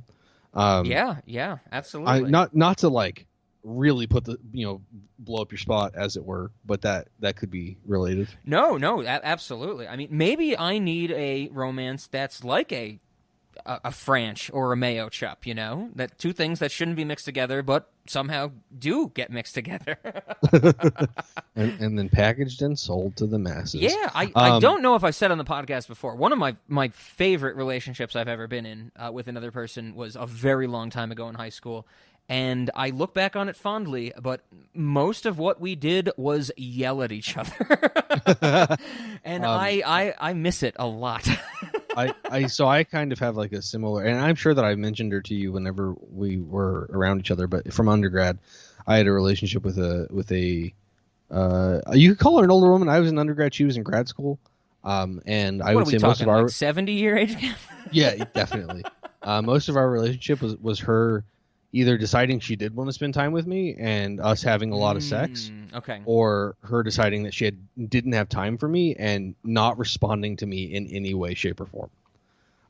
And I also like fondly remember those days where in reality I was like neglected and it's like emotionally neglected / even potentially kind of abused. And it's like, it's like there's still this part of me that kind of longs for that kind of mistreatment. Or that situation where it was like so emotionally enthralling. Sure. But it's that doesn't make it good. It's whirlwindish, right? I feel like when I think back on it, it's very much like it was fast. It was powerful. It was like I said, like a whirlwind. And then it's now everything's calmed down as we've gotten older, and it's just almost boring to some extent, which is also very sad. And there's definitely a degree like. As I've gotten, crept towards adulthood, I mean, I'm in my 30s now, which is insane. But I don't feel like it. I feel like I'm a child still.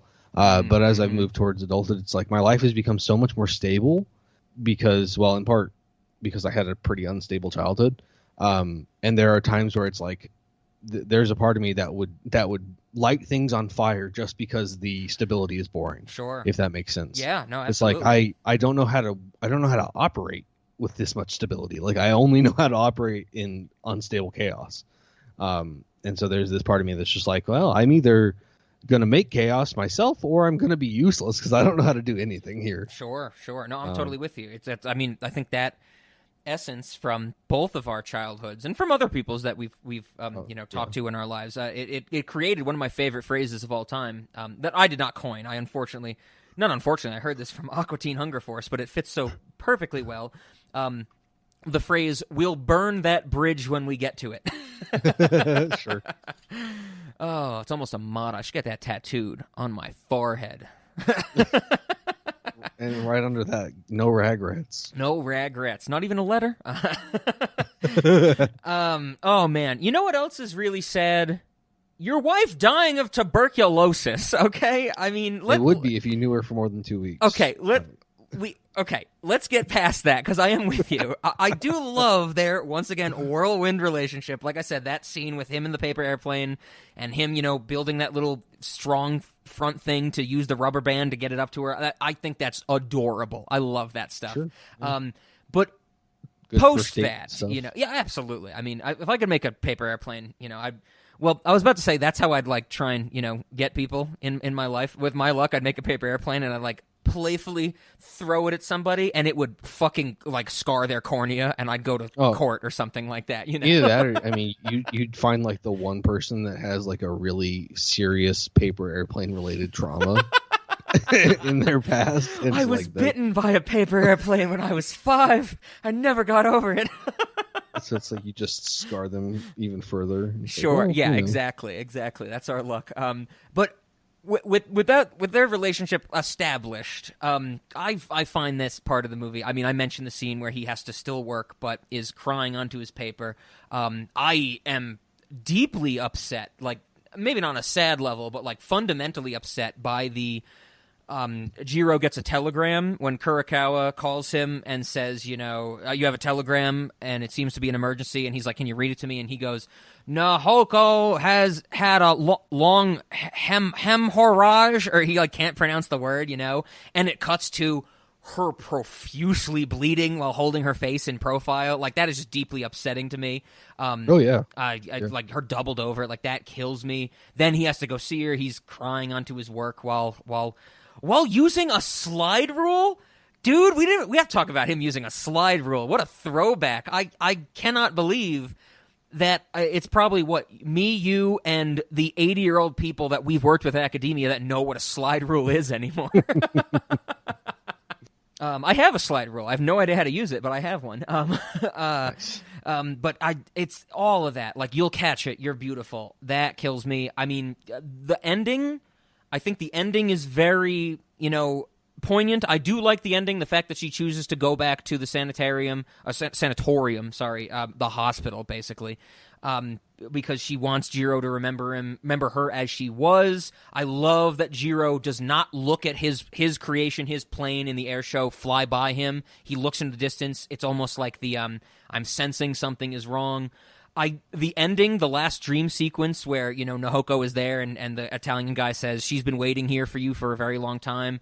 I have to imagine that's a very clear reference to Beatrice at the end of Dante Alighieri's, The Divine Comedy, the 9 Circles of Hell story, because that's how that ends as well. I think that is absolutely perfect, and I love that line. Like I said, airplanes are beautiful cursed dreams waiting for the sky to swallow them up. Because isn't that what relationships are as well? Aren't relationships founded on the fact that nobody's immortal? One of you is going to die first, or you might both die at the same time. We don't like to think about it, but it is a fact. 50% of marriages end in divorce, the rest end in death. Yep, exactly.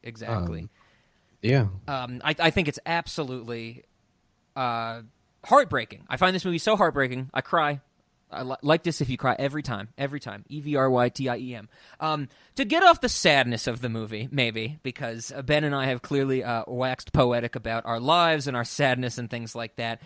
One of the positives I think about this movie, or positive aspects, the whole thing's positive. I love this movie, as sad as it makes me. I think there is a great notion that this movie gets at that I don't think any other movie really makes me think about. Even movies about, like, aircraft, like The Aviator, Scorsese's The Aviator, things like that. This movie really makes me think about how crazy flight is. Just hear me out for a second. This is very philosophical, but flight was always something that people dreamed of, like the idea of like, oh, birds can do it. Like, why can't we do it as humans? And human history throughout the 20th century, the 1900s, you get stuff like blimps, the Hindenburg disaster. You get the invention of the airplane. You get before the Wright brothers, the guy that nobody remembers because he only flew for like 2 seconds or something like that. You get this whole concept of aerodynamics. You get this revolution in the industry of World War I with literal wars being fought in the sky. All of this air travel, all of the ability to flight, the actual concept of drag and lift comes from Bernoulli's principle that I think Daniel Bernoulli proved about, like, hydrodynamics in the 1600s or something like that. Like, there's such a confluence of human history that comes around flight, and it is so baffling to me that literally we have taken things from the earth, and when I say earth, I mean like wood, metal, because they talk a lot about German metal planes. We've taken things from the earth and put them in the sky for the point of getting back to the earth, if that makes sense. What do you think about air travel or flight in general? Have you ever really thought about it, how kind of weird it is? I feel like we take it for granted these days because, hell, you and I mean, we could book a flight to Costa Rica right now for $200. I think we proved in a previous episode, and we're not going to think twice about it because just get on a plane and get there. Well, air flight is fucking crazy that it exists. It's crazy that it's taken so long to invent, and then we've improved it so quickly. And also the fact that its existence makes us as humans forget how big the world really is. What do you think about that, Ben? Well, I mean, for one, like I definitely think of you said something about like the for the sake of going up and then coming back down. Yeah. It's like, well, yeah, of course we want to come back down because this is where we want to be. We only want to be in the air because traveling that way is faster. And as soon as mag trains beat that, we'll use mag trains instead. Absolutely. But I have on occasion thought about not only how baffling or how impactful flight is, but the fact that we have entire industries built around the idea of moving people. And I guess really what I want to come back to is all of this essentially leads me to the point that I can send a piece of paper across the country for 59 cents, and that's fucking insane. Right? Right? And that, like, from anywhere to anywhere in the country for a forever stamp, I can send a piece of paper. And flight is a big part of the reason that that's possible. So, like, the systems that have been enabled because of flight that we never think about. Exactly. Because when you drop a letter in the mailbox, you don't imagine its whole route to where it's going. You just put it there and then it gets to where it's going. Yeah. Might as well teleport. Yeah, it is very much taken for granted, the in-between. And that is something that I guess, it's amazing that we did flight, but it's amazing that we were able to build systems and become like a functioning society, and flight helped us get there. Mm-hmm. And then I guess it's also amazing, or I should say it's really impactful that without humans as a collective, we can't communicate that far. And that's something that we take for granted every day. And I mean, me and you, we're half a country apart, and we're talking on the internet right Exactly. Now. Yep. It's baffling. I think, it's like I said, something you take for granted, but when you actually think about it, it's like how, like, it's almost, it defies imagination that it exists in some weird way. Absolutely. I mean, in a vacuum, let's say birds and such don't exist. When people are thinking, like, how can we travel quickly? Is their first bet go into the air where there's no obstacles, or is their first bet dig a tunnel where there's no obstacles? And the answer is, I think it's unclear. And if you perhaps knew of animals that tunneled, but didn't know of animals that flew, perhaps tunneling is the way you would think that you should go. Sure. And it's really just because birds exist that we have planes at all. Yeah, that we were able to see it and say, well, the fuck can't we do that? That type of thing. Well, and that's like the one thing humans are really good at. That kind of jealousy. Don't tell me no. Yeah. It's like we see a tiger's claws, we make a garden tool. Yep. Somebody sees a fish and they go, well, fuck you. I'll go underwater too, son of a bitch. That's I'll right. get the bends while doing it. Absolutely. No, I think that brings another thing that I think is so thematically important about this movie, and this is something I didn't really pick up on until this last viewing, is that there's so much implicitly in this movie, I think, about the elements of course, like the land, sea, and air, and then if you want to throw in fire and stuff like that. I think there's such an interplay, a great interplay between elements in this movie. The first instance of it is when the earthquake hits, when Jiro is young and first meets Nahoko on the train. Like, when the earthquake scene happens, the buildings and the land move like waves. They're animated like waves. And that's a great scene. That's a very harrowing scene. I love the way that so much detail is put into those buildings crumbling, the fires coming out of it, that type of thing. But like the earthquake makes the land move like the sea, but then in the remnants it creates fires, and that of course is probably more due to the man-made infrastructure and things like that. But those infrastructure came from elements from the earth. Like I said, airplanes are made of elements from the earth to fly and move so defiantly above it. I think there's something I noticed on this viewing. There's every time a plane crashes, maybe not every time, but the two big times a plane crashes during a test flight or something, when they go and look at the wreckage, it's raining. And there's such a thing where it's like, oh, we are seeing something that we so hubristically as humans made to defy physics, and it crashed, and now literally the heavens are dropping water on us. Like, it's showing us that we can still make things fall. Like, there's such a notion about, like, I'm not saying God or religion or anything like that, but the earth as a force and its climate and weather and elements as a force is beating down the human characters in this movie. Did you pick up any of that, or is what I'm saying making sense? Yeah, I definitely with the rain. I mean, there's also the imagery of, like, rain and tears, like to some degree there's like this sorrow about the failure, and you could I definitely kind of picked up on it from that perspective. But I didn't think about this until you started bringing it up. There's also, and I actually have a friend who's a pilot, so I pretty often hear him talk about this. Okay. When he was flying smaller planes, weather was a very big determining factor on whether or not he could fly. Sure. It's like, whereas a lot of our, we see it with our big airliners too, but it takes a lot worse weather to ground them than it does to ground the planes that these people are flying in the very early days. Yeah. And so, like, not only do we have the symbolism of like some amount of sadness coming from the heavens at the failure, but we also have a symbolism of, no matter what you do, you can't control the weather. And this is the one thing that, even if you did succeed, could still put you on the ground. And I hadn't considered that part of it. That's so wildly fascinating to me, is that we can do so much, and we have done so much as a species, with inventions, with, convincing ourselves that the world is not a big place, even though it really goddamn is. And at the same time, the world can still be like, literally earlier today, I was like, okay, I got to take my trash out, I get my trash bag out of the can, I tie it up, that type of thing. Open my door, it's raining. I say, okay, this will wait till later. The earth literally stopped me from doing what I wanted to do that easily. That is fascinating to me. Sure. Yeah, and that's, look at baseball games, right? Like that's. Yeah. But don't look at football, because they will play in any weather. Oh God, they'll play in the snow and shit like that. Yeah. They will not only play in the snow, they will have commentators talk about the statistics of how many times teams have won in the snow. Yeah.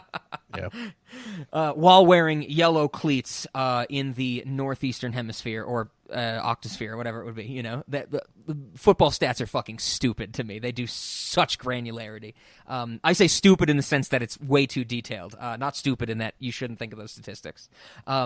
Let's talk about, since we're here, Ben, for this series, let's talk about the animation, because I mean, we have to get to it with Hayao Miyazaki. Please feel free to comment on any mayo-stirred mustard mayonnaise movie you've seen in the past, but this one, of course, I think is the one we're focusing on, but Spirited Away is a big one for me. What utter beauty this guy and his team can create with hand-drawn animation. It is unbelievably detailed, and I don't think, like, not a single corner is cut. Maybe compare this to Under the Red Hood from a few weeks back, where you have the thing of them saying like, oh, we'll just reuse some buildings, like the buildings look the same in the background because it's cheap or whatever, or they'll just basically scratch a pencil to make something look like it's foggy in the distance or something like that. Nothing like that here. I think everything is so incredibly detailed. It's just a sight to behold how much one person can make him and his team of animators can care so much about every single frame in an animated film, right? Yeah, the care definitely comes through in this movie. You can see it not only in the beauty of the scenery, which is phenomenally rendered, but also in the fluidity of the animation itself. The motion blur. When we get shots of people flying airplanes, they actually animate the motion blur and stuff like that. Like, God. Remember Under the Red Hood when Batman was flying his bat plane and it was just clearly CGI and garbage, which we liked and had a very important purpose. Go listen to that discussion. But, like, this is just like, no, we need to do the motion blur. We need to literally try and recreate what the human eye would see in reality through our drawings. And that's beautiful. Absolutely. And I think, this is a part of the conversation where we talk about what animation brought to this film. Yes. That the real life medium maybe wouldn't have or would have had a harder time with, or it would have looked worse or whatever. And I think that is realized incredibly well in the first dream scene with Caproni. Yeah. Is that his name? Yeah, Caproni. The jabroni. Yeah. Japanese boy. But just the moment where like he's flying by in the plane and they're talking to each other. Obviously, not something that you can do easily in real life. But then to push it past that, Jabroni is hanging from the plane, and he just like starts kicking his legs so that he's running as fast as the plane is flying. Again, something that we can't do or make look good in real life. And then he like hits the ground running and catches up to, or maybe the Japanese boy catches up to him. And, but matching the course, speed, yeah. So like. Just that whole bit, and then they're I'll save some of it for you, but if you want to talk about like his new plane design and how they interact with that, like this dream, dream sequence really takes advantage of the fact that it's animated. I think there's a later dream sequence as well when he creates the Jabroni. Mayo stirred mustard mayonnaise Jabroni creates the plane with all the people on it. He's like, this is my team that made this plane. We're all celebrating that type of thing. And you get stuff of like, there's so many people on this plane that the walls are literally bulging out. But the walls are supposed to be made of steel. And, it's just like so emphatically fantastical because it's a dream sequence, but also because it is carrying meaning and stuff like that. I love all that stuff. And I mean, also, I'm glad you brought up the idea of like, what if this was in live action? Because this is a very grounded movie. It's probably the most grounded Hayao Miyazaki movie, because it's like you think of Spirited Away, nobody looks like Yubaba, the witch who runs the bathhouse. Like, she's just a head with a little body, and the head is very wrinkly and gigantic, It's like that literally can't happen. And you have, no face and stuff like that you cannot do that in live action. Oh, God, the Stink Spirit as well. That is so wildly utterly indescribable unless you do it in animation. But this movie, I think this being so grounded, I'm thinking of the scene where Nahoko's umbrella blows away in the wind and Jiro has to catch it. I think that it comes across as so naturalistic. It comes across as like, oh, the wind is just really strong in this scene or today, and Jiro is, trying to hold on. He's like, oh, it's like getting blown away, and it comes across as like you've seen it in Looney Tunes before when like Elmer Fudd or Daffy Duck has an umbrella and it's really messing him up or something like that. But here it comes across so naturalistic. If this was live action, you'd be like, okay, I can tell that there's just like a big fan just off camera, this, or maybe it's not even a big fan. Maybe, it's just enough to get the umbrella moving and the actor's hair flowing and you're seeing them struggle and literally acting type of thing. But there's this way of animation that Hayao Miyazaki creates the scene where it's like, no, the characters aren't acting like it's windy. The characters are literally in the windiness. because they're drawn to be that way. They're created to be that way. There's also a great reaction shot when Jiro's trying to catch the umbrella. It cuts back to Nahoko at her easel when she's painting, and it's just her like upper body, her torso, and her face, and she's holding onto her hat, and she smiles as she sees this man before I think she really knows it's Jiro, trying to catch the umbrella. And there's just so much emotion in the facial expressions. There's so much control over what these characters can do or how they can feel.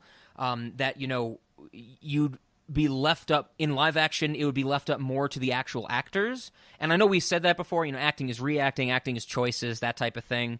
But when you animate people, especially real people like Jiro and Nahoko and all these characters in The Wind Rises, you get to control everything about them. And the limitations of what they convey to the audience is literally your own hand. And Hayao Miyazaki goes, well, then there's no limit. Like, if I can do it, I'm going to do it.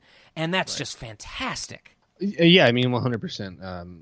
You're not limited by their range of emotion. You're limited by what you want to display is the limiting factor. And that's not even... I think if we were to really dig into the definition of a limit, we would say that's probably not a limiting factor. What you want that's what you're trying to achieve. Yeah, and I think there's almost nothing in the way. Exactly. With animation. And I appreciate, I think one of the hallmarks of Hayao Miyazaki and all his movies is that, big sweeping shots of a lot going on. In this movie, I'm thinking of like that dream sequence of all the people on the plane, bunch of people crammed into places. Spirited Away, of course, when you get like the exterior bathhouse shots, when you get the shots of the bathhouse, all the tubs inside, like the big wide angle shots and stuff like that. Even in Princess Mononoke with all the weird tentacle boars and stuff like that. It's a hallmark of Miyazaki. If he wants to give you an image, he's going to make sure he gives you the whole image. And it's so amazing that you can, like in the earthquake sequence of The Wind Rises. Like, take, for example, after the earthquake kind of subsides, before the aftershock comes, all the people are kind of running from the train because they like, the boiler's going to explode. You could freeze frame that. There's not a single person or object that is not fully detailed in that shot. They don't cut corners. Where, for example, not that it's a bad thing, it's a more of an American thing, or maybe more of a cultural thing. If we freeze framed a shot in, say, Under the Red Hood, where, maybe a building blows up, and then there's a shot of, like, here's the top of the building blowing up, and you see a lot of people on the ground, like, watching it or something. If you freeze framed that, you'd be like, those aren't faces. Like, they just put two dots in a line, They didn't put the emphasis to actually make them people. They just made them look like people when you glance over it, that type of thing. But Hayao Miyazaki does this thing where he puts all the detail into everything, even it's not where the eye is drawn to. Like, if the eye is drawn to something in a lot of animated features, and looking at you, Disney and Pixar again, where the eye is drawn to. You might cut corners on all the peripheral stuff to save time, to save money, because who's going to look at that? Hayao Miyazaki goes, no, I'm painting an image. Every frame is a painting. I'm making sure that everything is as detailed as possible. And that is wonderful. And that makes all these movies worth rewatching. Like, I swear, I've seen Spirited Away probably 60 million times, It's one of the movies that if I want to watch something, I'll just put it on. There's been moments in Spirited Away where I'll literally watch like half an hour just looking at like the top right corner. And there's never a moment where you don't get detail, where you don't get something going on. Even if your eye is not drawn there, he puts in the time and puts in the animation work to make sure everything has character and essence and animation. It's care. It's the thing that, maybe what we were saying before is that, the passion and love for these things get beaten out of us over here in America. Somehow it never got beaten out of Miyazaki, and he makes sure everything has that care and passion. And I think, it makes him one of the better filmmakers because of that. And obviously I don't know his life. He's an incredibly staunch and weird person. I think it's on HBO. The documentary about him is called The Kingdom of Dreams and Madness. It is so kind of crazy that his workers see him as like an angry boss type of thing. Like he is a very, very detail-oriented and aggressive person. His love and detail almost puts me in the mindset of somebody who found this late in life.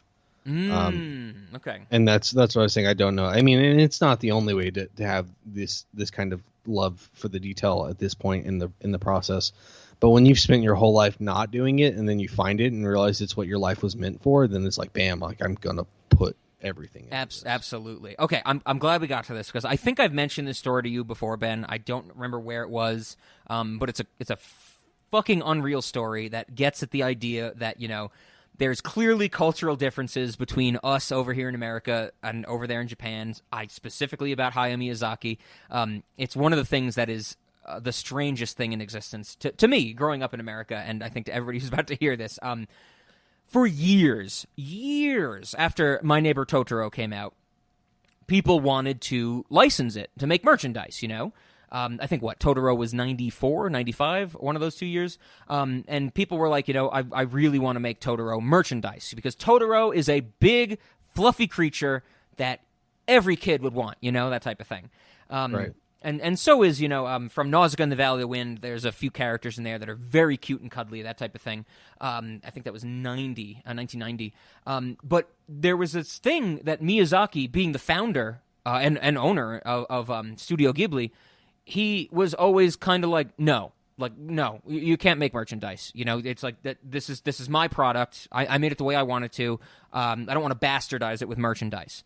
It took until I think like 1999 or 2000 when someone came to him with a Totoro plush doll that was so finely crafted, and in Miyazaki's words from one of the interviews I've read with him, what showed the same amount of care that he put into his animation that they put into this doll, that he said, okay, you can sell this, you can make this merchandise. But he put the stipulation, since it was going to be under Studio Ghibli, of course, they were going to be selling this merchandise, he said, we can only sell as much merchandise to make X dollars a year. And I'm going to throw, I don't know the exact number, but let's say 10 million. He's like, we can never make more than $10 million a year in merchandise. Fucking wild, right? Yeah, that's insane. That's not American. Not American at all. And he's like, we can't, you know, whatever his, you know, the translation was something like, you know, we don't want to dilute the market. We don't want to saturate the market. I mean, that type of thing. We don't want to like reduce the validity of this product. You know, we can only sell this much. In the mid 2000s, I think late 2000s, maybe 2009, 2010, it turned out that a branch of Studio Ghibli was going against his wishes and was selling more merchandise than his allotted limit. And they were making a lot more because fucking everybody wants a Totoro plush. Everybody wants a fucking no-face, you know, action figure. Everybody wants the dragon from Spirited Away, you know, or the guy in dragon form, that type of thing. Studio Ghibli movies, Hayao Miyazaki movies are very marketable, you know? He has a lot of great characters and stuff like that, and people want to buy it. They were going over his allotted limit for like a few years.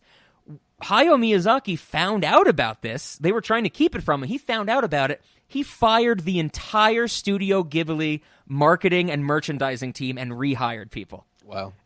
That is the man we're dealing with over there. And here's the thing. I don't understand it. It's a very anti, or maybe not anti, but different capitalistic view than you or I or anybody in the American system would ever have. But man, I'm kind of happy that someone like that exists. Talk about sticking to your beliefs, right?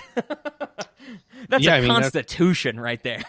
That kind of dedication is pretty insane. It's not. It does not fit into the American idea of capitalism. Exactly. Which is essentially profits above all else. Right, and growth above all else. Also, yes. You know, and, yeah. You know, I don't want to get on this like high horse and act like I hate capitalism or anything, because I don't. But I do think that capitalism lends itself to losing sight of the mission of a company. So Definitely. You know, there's like I'm reminded of like an episode of Shark Tank where this farmer dude created this little thing that you put around your trees. It's like protects them from weather or something. Yeah, I've seen that one. Okay, yeah. And then, you know, they were like, how much are you selling these for? And he was like, I don't know. I was throwing out some numbers. They were $2 or whatever. Yeah, and he's basically like, I just want farmers to have this, right? Yeah, yeah. And then they were like, well, why don't you sell them for $8 a piece? And he was like, because farmers can't afford that. And they were like, I don't understand. Exactly. What did you just say to me? Well, let's be fair.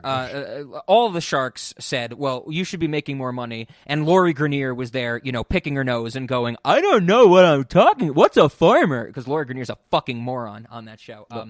That's a story for another time. I actually think that's on a rant episode of ours, so that might be out already. Lori Greiner is I'm sure she's a smart businesswoman when it comes to her field, but man, she comes across as a moron on Shark Tank. There you go. No, but that's right. And, I think there is, like you said, not to get on a high horse, it's not really being, better than anybody. It's that we need those people. There are some people who go, like, this invention's so important, it just needs to be out there because it's good. And I maybe those types of inventions don't come around a lot often these days, a lot more at all, really, these days, because really we're just refining inventions at this point. Like, that's a big grand scale discussion we could probably have. But it's always refreshing to see somebody go, it's like, no, this is important. It's not that how much money can I make from it, it's how can I impact the world. Right. Got a lot of respect for that. Got a lot of respect for that. Certainly, and that's something, like I said, that we just don't see it stick around as often here because there's so much emphasis on the money side of it. And like I said, I am not bashing capitalism in any way. I think capitalism is a very useful tool, I guess. Sure. But you know what I do want to bash capitalism about for a second? What's that? Fucking next time, Ben and the good Christian Cinema audience, next time you go into a grocery store, look at how many fucking varieties of yogurt there are. There's way too many varieties of yogurt. Not only brands, not only flavors, but sizes. Dude, it's an atrocity. It is. I hate it. I don't eat yogurt because I think Ben knows I'm allergic to milk. I also think yogurt is a weird consistency the times I have had it. But dude, next time you go to the grocery store, also maybe another example, go to your soda aisle.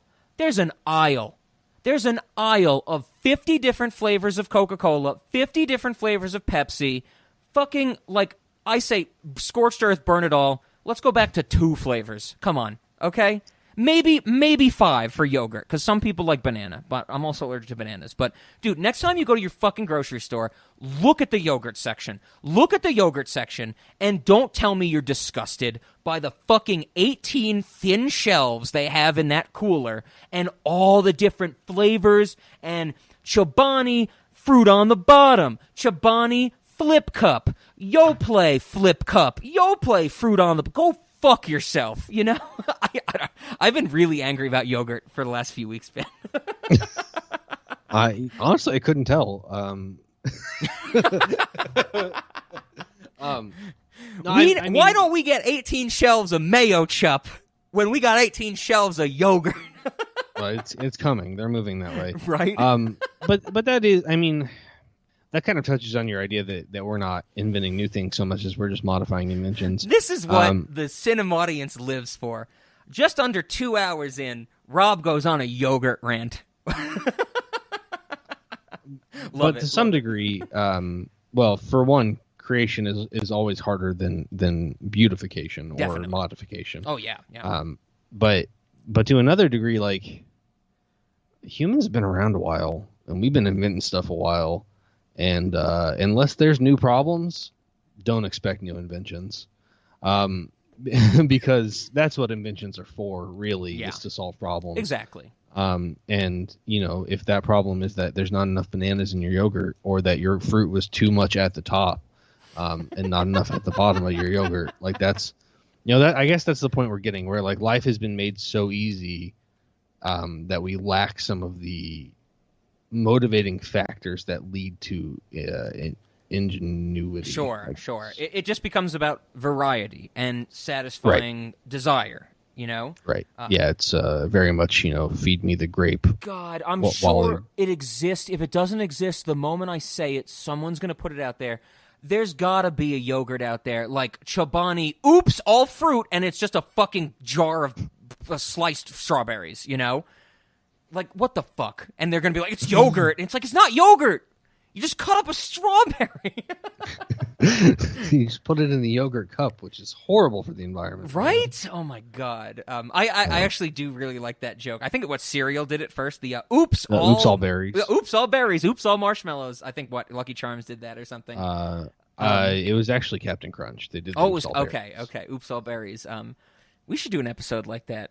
Oops all rants. That should be. Oh, I love the title. That's how you get rants, because that. Us doing this podcast is literally how you get rants, you know? But, okay, the next time I release one of those on Patreon, I might want to call it Oops, All Rants. No, Oops, All Tangents. That's a good one. There you go, yeah, Oops, All Tangents. Oops, All Tangents. Ben and I sat down. This episode's called, actually. Hey, our first hour was pretty sad about our lives. Oops, all sadness. That was still tangents. It was not, I'm not saying it was not related to the movie, but it was pretty indirectly related to the movie. that I really like that idea. Oops, all tangents. That's a really funny name. But yeah, man, I mean, that's for one, you gotta wonder, like, what kind of maniac doesn't want those yellow things in their cereal. Right.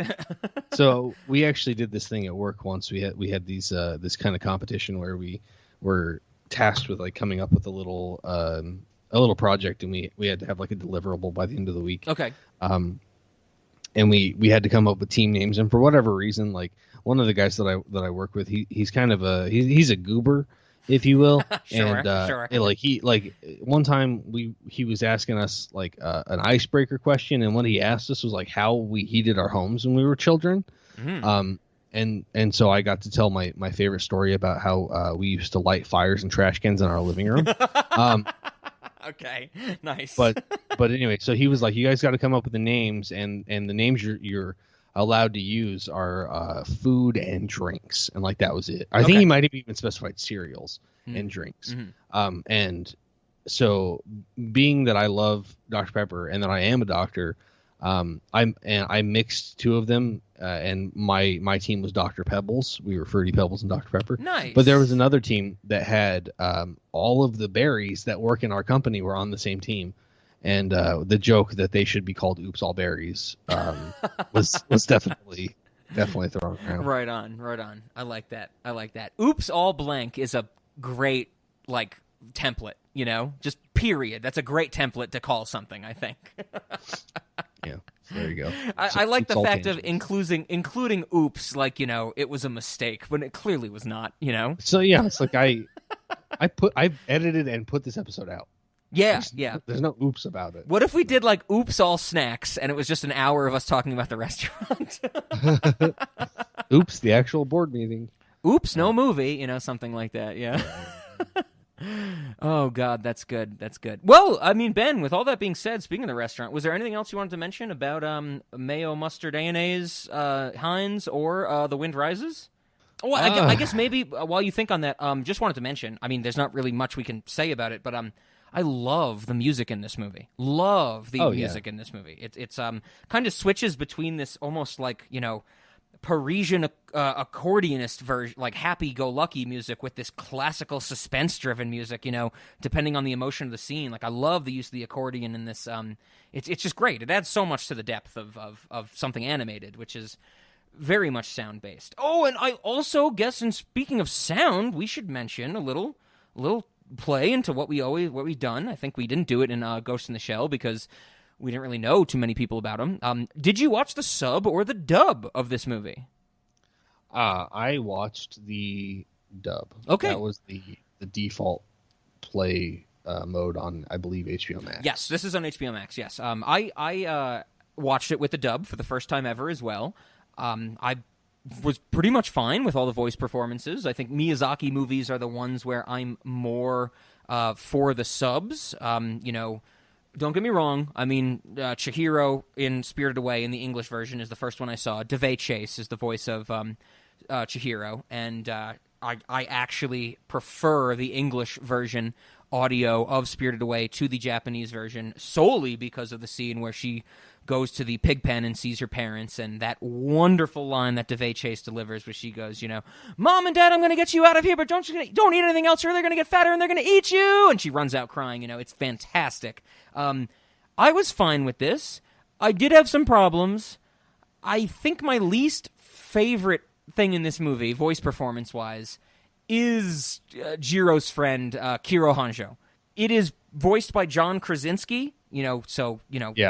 And I think he's not really doing much. It just sounds like he's doing Jim from The Office to me. I don't know. Did you pick up on that at all, or did you realize it was him immediately? I realized the voice was familiar immediately, but I did have to look it up because it's been a while since I've Sure.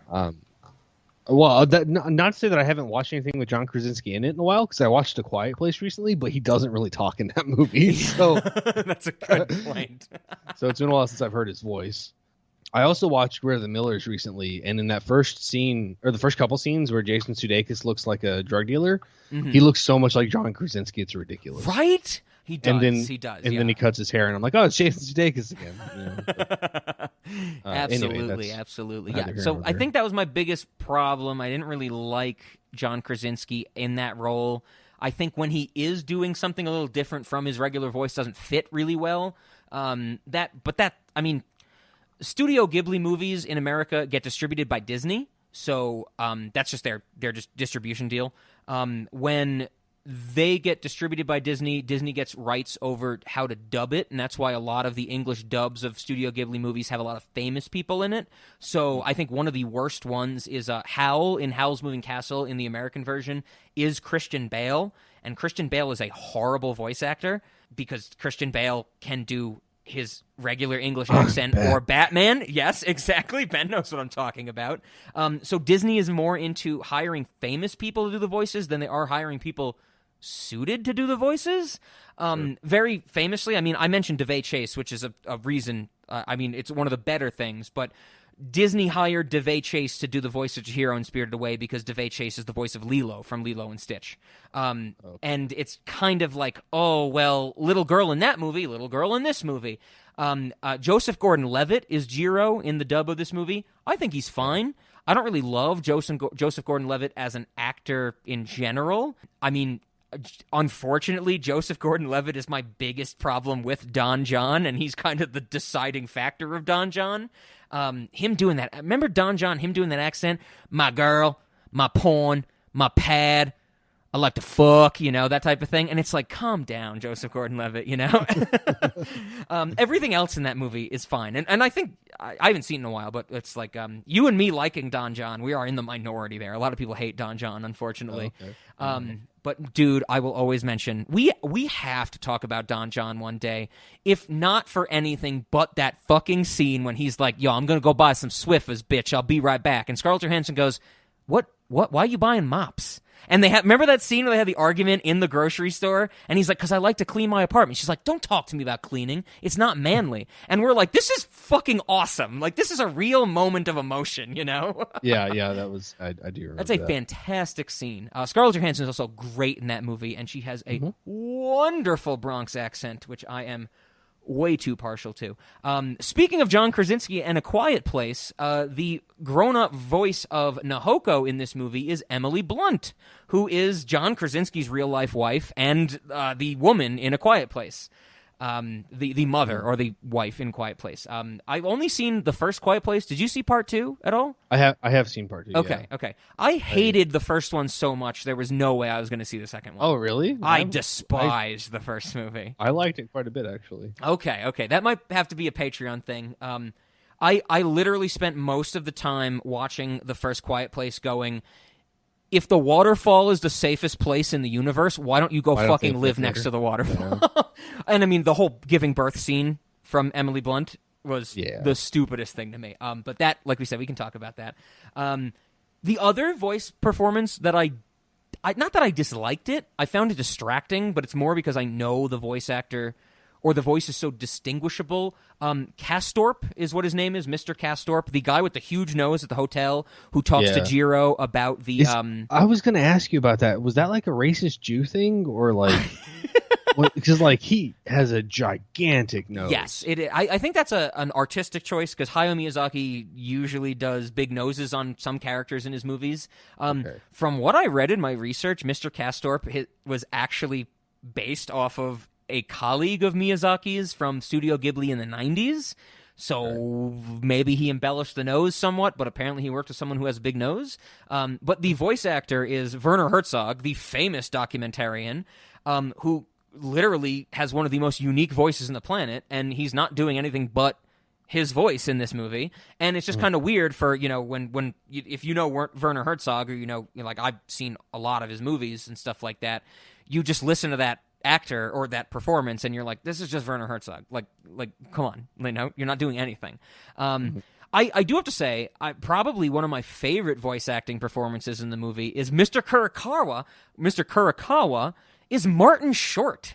Martin Short, the comedian, he's doing this gruff thing, like, I need your plans in the office now and get on an ASAP. Everybody else back to work, It's like he's not, you don't think it's Martin Short until you look it up, that type of thing. Yeah, no, he's definitely actually doing voice acting. Yeah, and I love that. And I also, like I mentioned, I love how, Mr. Kurokawa becomes, like, such a good friend to Jiro, doing the officiating, the witnessing for the wedding at the end of the movie, hiding him from the secret police, like, really caring about him. Even if it is through the employer-employee lens, they do become friends. I love that. The other voice acting performance that I was so into, it's a very minor character we haven't mentioned, Kinu, the Jiro's sister, is voiced by Mae Whitman, and Mae Whitman has been a TV actor. I think her she name was Kaio. I think it sounds like Kyle in the movie. The subtitles said Kayo. Okay. I think I got it from Wikipedia, so I might have been looking at like the Japanese version because I know they changed things a little bit. But Mae Whitman does the English voice for Jiro's sister, and she's great. I mean, Mae Whitman, I don't know from a lot of things. I think she's like American Horror Story. She was in one of those seasons. She's in some TV show about like people like doing a robbery or something. It's called like Bad Girls or something like that. Not Bad Girls Club, the show from the early 2000s that I watch religiously, which we've said many times that I shouldn't tell people, but I keep telling everybody. She's great. I love Jiro's sister. I love that, even though she's not a main character, I love the little arc in the background where, she's talking to Jiro and it's like, why can't I come with you and go to medical school? Like, I have dreams just like you do, but father won't let me. And then when she comes back to meet, Nahoko after they get engaged, Jiro and her get engaged, she's like, I finished medical school. And Nahoko says she wants me to be her doctor. And I'm like, that's such a nice touch. I'm glad she has a happy story in the background. Sure. Yeah. Oh yeah, it's great. So yeah, okay. The music and the voice acting we had to mention. I'm glad we got to it. I should also mention Jabroni. Mustard Jabroni. Yes, is Stanley Tucci. Stanley Tucci's a great actor. Very recently, I think last year, it came out that he battled with cancer for a while. I think he's in remission, and we're glad to have him with us. He's a fantastic actor. I love seeing him in anything. I'm pretty sure he's in one episode of Monk. I just don't remember which one. I have to rewatch it. So, Ben, with that being said, anything else you wanted to highlight about Mayo Stirred Mustard Mayonnaise? Is the Hayao going to expire first, or the Miyazaki going to expire first? The wind barely rose at all in this movie. That's a huge complaint. The wind is pretty strong in this movie. No, I agree, but it was strong the whole time. It never rose. Okay. There's no rising so of it the just wind. It just stayed at a strong level. They should have just been like the wind is important to the story. That's what the movie should have been called. Would you say? And I'm going to go to limb here because I think you're going to remember what I'm talking about. Would you say the hawk was out in this movie? Would I say that? No. Would some people say it? Yes. But we don't want them to because that's a stupid fucking saying. Looking at, we just disenfranchised everybody from Pittsburgh. Was Yin's hawk out this movie? Okay, we'll get off that real quick. Well, with that being said, are you ready for our questions? Ready. Okay. Well, I think I'm gonna be the first to say it. I love this movie so goddamn much. I mean, it's a 5-star for me. It's a 5-star on Letterboxd. My review was literally just the line, "You'll catch it. You're beautiful." That's how much I love this movie. I think I was crying onto my phone. I was trying to write my review, so I couldn't say anything more. But Cinemodity? No. Like, there's nothing odd about this. This is right in Miyazaki's wheelhouse. This is a grounded animated movie. I don't think it's doing anything outrageous in the animated, field or art form to make it a cinematography or anything like that. So I have to say no. For late night, though, I think I have an answer that I haven't used in a while, but it's one I used maybe a few years ago, and I think it's one I always keep in my back pocket. My late night answer is, this is a date night late night for sure. Like, don't watch this with your, if Ben, you and I were hanging out and we watched this, you'd be like, Rob, what the fuck did you make me watch this, We watched it for this podcast, of course, but I'm like, if I'm hanging out with, Justin, or I'm hanging out, with, my guy friends, they'd be like, Rob, what the fuck did you make us watch this type of thing? 2 hours of this romance and World War II plane drama, but date night, late night, hell yeah. I think this is romantic enough for me, as we talked about at the start, that if you're trying to woo somebody, you maybe want to get in a little emotional headspace, I think this movie is perfect for it. So I guess that falls in the category of know your audience, but I'm going no to cinemodities and date night, late night for sure for late night. What do you think, Ben? No to cinemodities, definitely. I'm probably going to go with, there are plenty of other movies I would pick before this one for late night movie. Gotcha. Yeah, so this is, like I said, it's not my cup of mustard mayonnaise. I can't believe it's like this. A peek behind the curtain. Ben and I did not plan that at all. We just started talking, and it hit, and we just ran with it. So if you didn't like that running joke this episode, sorry, everybody. We just thought it was great. Yeah. So, definitely. If I had the right dish, would I pour some mustard mayonnaise on it? Maybe, but I'm not just going to drink it right out of the bottle. Is what I'm trying to say. Right? Okay. Yeah. If that's a good point. If you drink any condiment right out of the bottle, you might be a little weird. I mean, ranch is the closest one, because I've seen YouTube videos of people chugging ranch. They usually end in vomiting, but I've seen that more. God, not even combined, but ketchup. Who's chugging ketchup? Come on, I think it's the thickness of condiments, right? I know maple syrup chugging in Super Troopers is like a. Oh, that's right. That's actually a real thing, and it's incredibly disgusting. Dude, I was in my undergrad, so before I knew you, Ben, I was in somebody's apartment. It was like a 5-person apartment, and we were all hanging out in the kitchen, living room type of thing. And for some reason, it came up where somebody was like, "Oh, let's talk about chugging maple syrup." That idea came up, and they had some maple syrup. And with this one guy, I won't name names, but he is featured on one of my band's music and Inspirity Complex. He has a little voice clip that I recorded from, we put in there. He was like, I'll do it. He's like, fuck it, I'll do it. Give me the maple syrup bottle, And it wasn't a big maple syrup bottle. It was one of those glass handheld ones, which can't be more than 6 ounces or something like that, Yeah. And he chugged it. He straight up just slammed it, type of thing.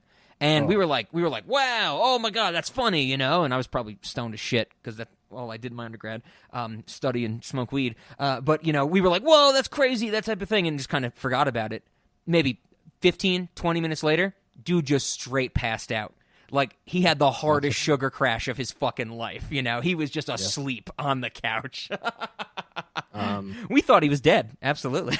Yeah, no, you got to pour some water down his mouth or something. Yes. You gotta thin that out. No, that's not surprising though that had negative repercussions. He might have caught diabetes that day. Right. Yeah, caught the diabetes. Absolutely.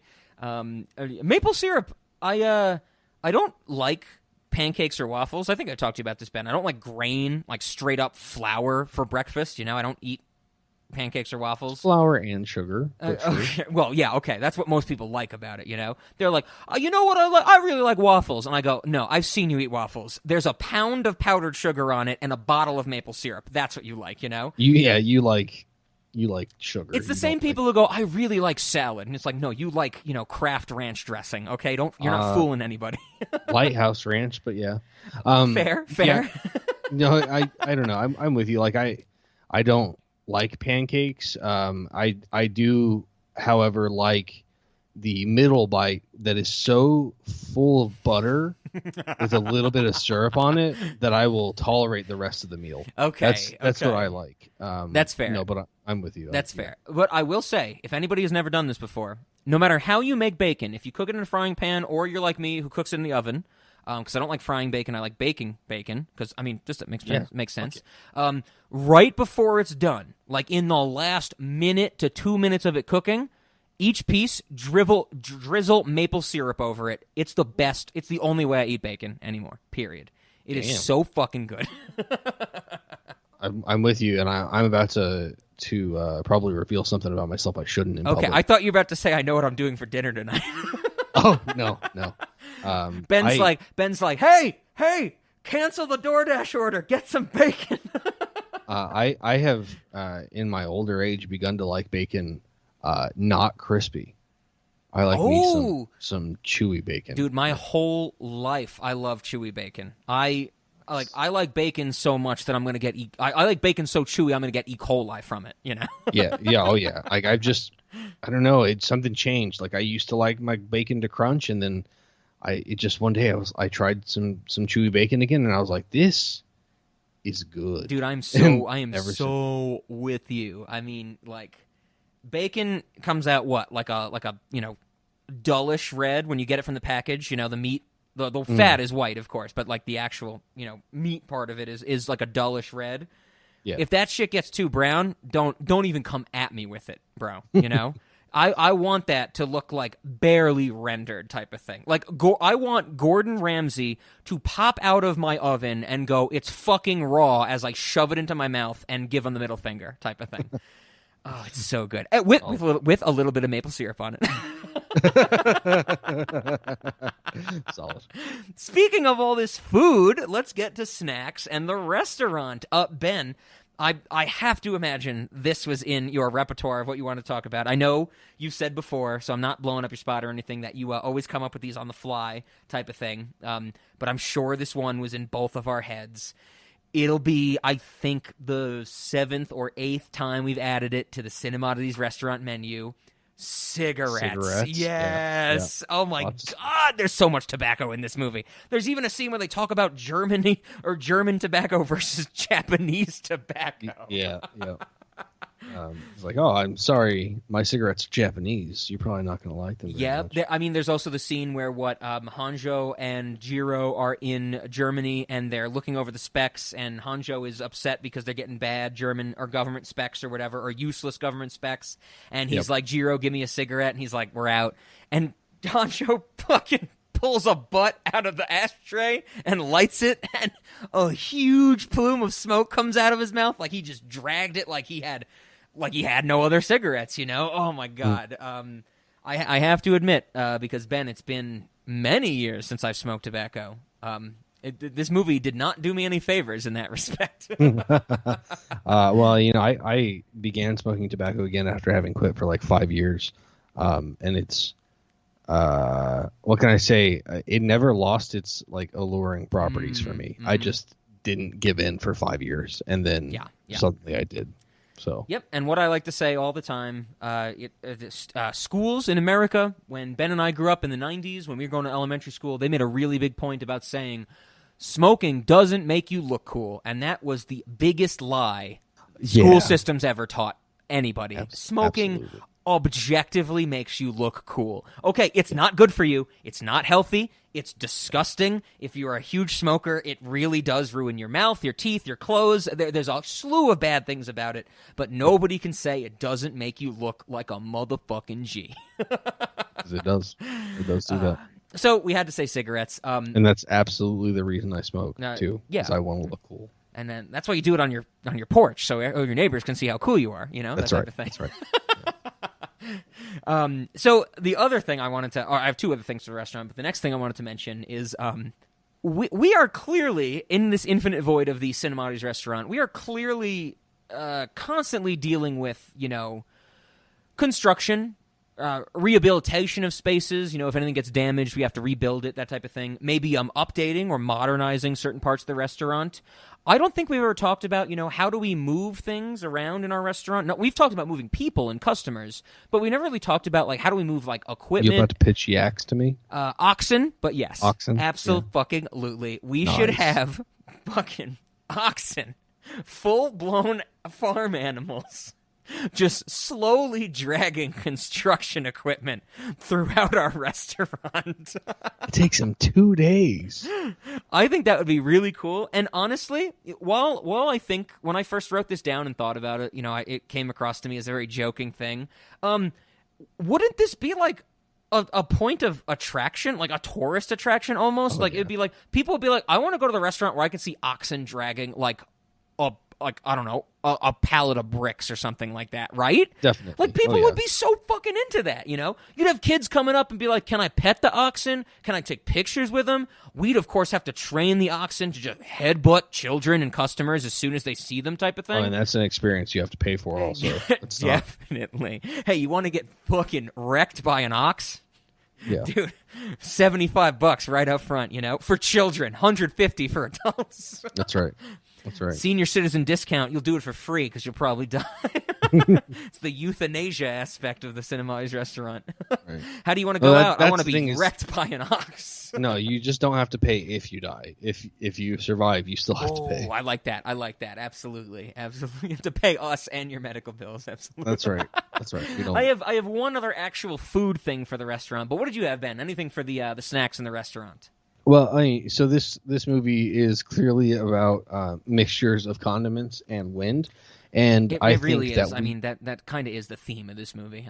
We should reiterate the fact that it's about mayo chup, it's about sriracha, it's about barbecue racha, cranch, French, mustard mayonnaise. Mustard mayonnaise. There's mackerel bones in there too, of course. Yeah. That's literally the theme of this movie. So I'm glad you reiterated that because we should nail that down. If Hayao Miyazaki is about anything, it's about freestyling your condiments. Absolutely. Yeah. So I think that we need for one, we need to sell a bunch of different kinds of mixed condiments, and I think that.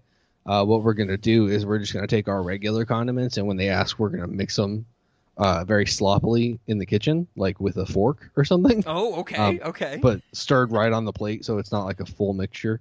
You definitely still got to be able to see the So it's individual just mixed condiments. like in the middle. On the outskirts, you can see the individual colors type. Okay, yeah. And we'll sell it like it's art. It's like it's artsy. Of course. Like a yin-yang of condiments. But then we also, like to incorporate the wind, there needs to be a place in the restaurant, and maybe it's over the entire seating area for the eating portion of the restaurant. I don't know, but there needs to be a part of the restaurant where we have a giant fan, and we occasionally pour condiments in front of it, and they just fly everywhere. That's wonderful. We'll put that on the. Not only should that be in the restaurant, but we should put that on the Cinemati's Movie Studio docket. That maybe at some point in the movie about the man who sneezes at anthrax, he gets into a condiment storm or something like that. Absolutely, a condiment storm, totally. We definitely need that. And remember that movie came out a few years ago? Movie came out a few years ago called Geostorm. Let's remake but called Condiment Storm. Nice. And instead of a giant fan, if we really want to keep it on theme, we could have like an airplane propeller. Oh, I like that. I like that. That's doing the the blowing, if you will. And then we have to have the occasional service announcement about the requirements of maintaining, the health, the food quality of your mustard mayonnaise, and when you need to remove it from your fridge.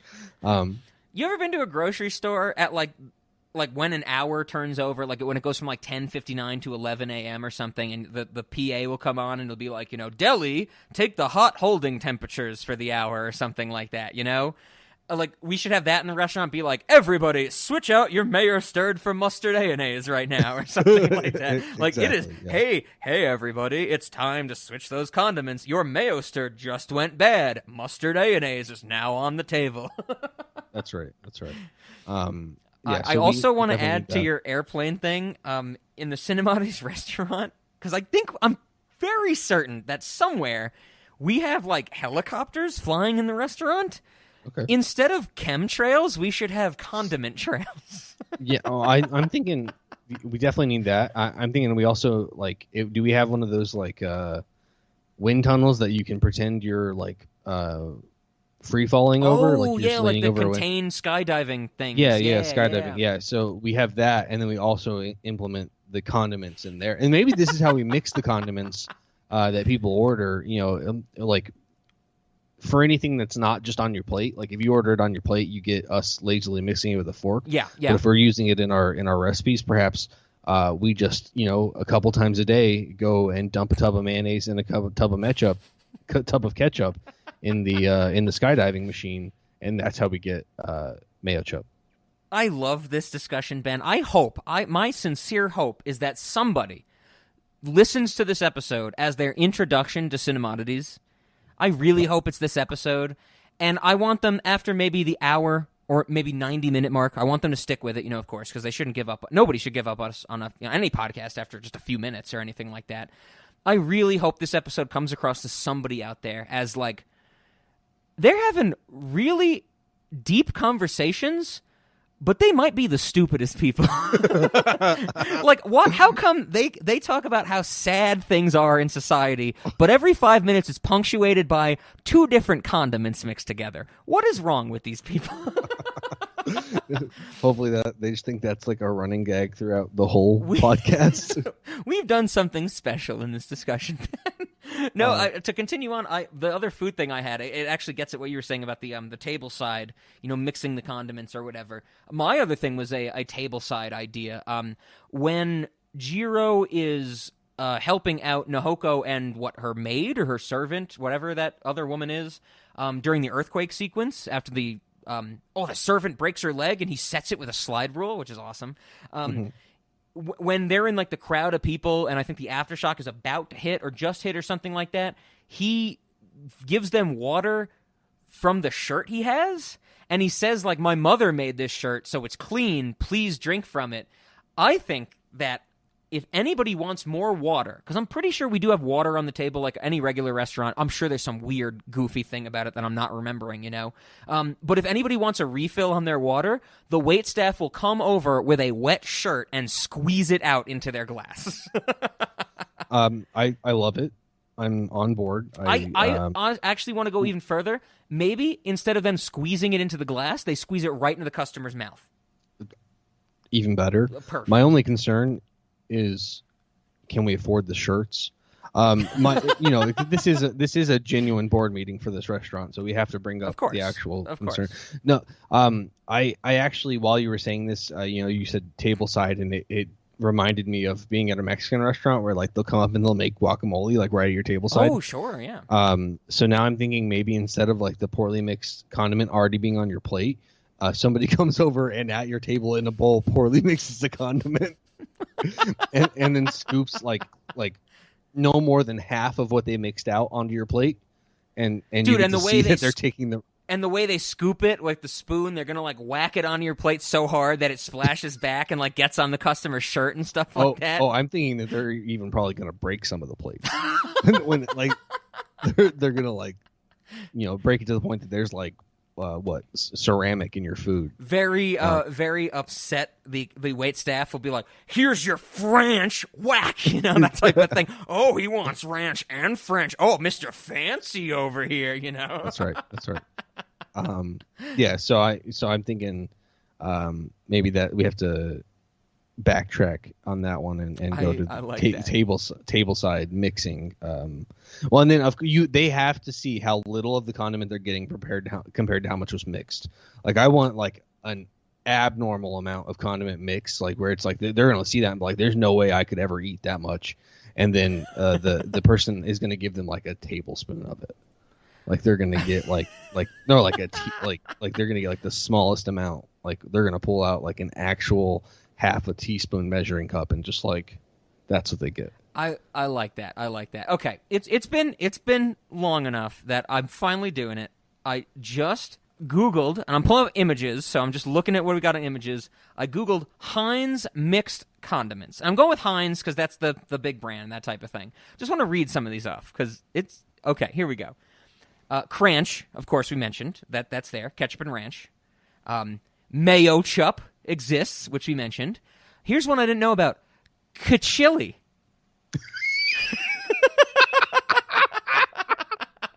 What is that? Ketchup and chili? Ketchup and chili sauce, I would imagine. I can't imagine you can get sorry. beans out of a condiment bottle, right? Gosh, But I mean, like I said, I'm only try. looking at images. It's chili. Okay. There is mayo Q, which is mayo and barbecue sauce. Mayo must is the Heinz version of mayo and mustard. Okay. Oh my God, this is Mayonnaise wonderful. This is absolute. I'm looking for any other ones. Apparently Heinz sells something called saucy sauce. Oh. Oh, this one's no good. Buff Ranch. Like, go fuck yourself. Call it Buffalo Ranch, right? That exists already, you know? Or Ranchalo. I mean, Ranchalo's a good one. I've heard that, absolutely. Mayo Racha. okay. That's a little too many syllables, I think, you know? Yeah. Oh God, what is this one's in the background? I'm trying to read it. I think it says honey racha. I think So, honey Heinz barbecue sauce? No, I think it's Or just honey and sriracha. Okay. Jesus Christ, there's way more of these than I thought there were going to be. Yeah, this is getting intense. This is Kachili is my favorite one. Kachili sounds like a parody of Cars. You know how Lightning McQueen says Kachow? Like, Oh, yeah. There should be like a Mad TV sketch where they make fun of cars and someone goes Kachili, you know, that type of thing. Yeah, definitely. Dude, okay, we need to start coming up with our own. Honey. I found a picture of honey racha. It's honey and sriracha. That is wild. Okay. Who wants this shit? Okay, this is Photoshop, but this is funny as shit. Oh my God. Okay, there's two Photoshopped ones. One is Heinz Mayo Monster, which is Monster Energy drink mixed with mayo. And then there's also Mayoreo, which is Oreo cream filling mixed with mayo. Dude, I found the depths of the internet making fun of this now. I'm ready. All right. I'm glad that other people are on our side about this. Apparently, this looks real. Wasabioli. It's a combination of wasabi and aioli. Oh. From Heinz. That's weird. Tarchup? What the fuck is tarchup? Tartar sauce? Tartar sauce and ketchup? Isn't that just like the thing in shrimp cocktail? Doesn't that have like a name already? It doesn't need to be tarchup? No, it's tarchup. What the hell is That's actually what it's called. Okay, Carrot. Hanch. Hanch? Hanch. So something with an H and ranch? Hanch? Hot sauce and ranch is Oh my- Heinz go fuck Hanch. yourself. Hanch. Go fuck yourself, Hanch. That's it's hot sanch, if anything. Hot Sanch, right? Hanch. Oh my God. Hanch is that's Dude, two words. You dude. can't just be. We found the rabbit hole. This is wild. Oh, and then Oh my and then. God. Hold on, I have to. Okay, here we see go. if I'm ready.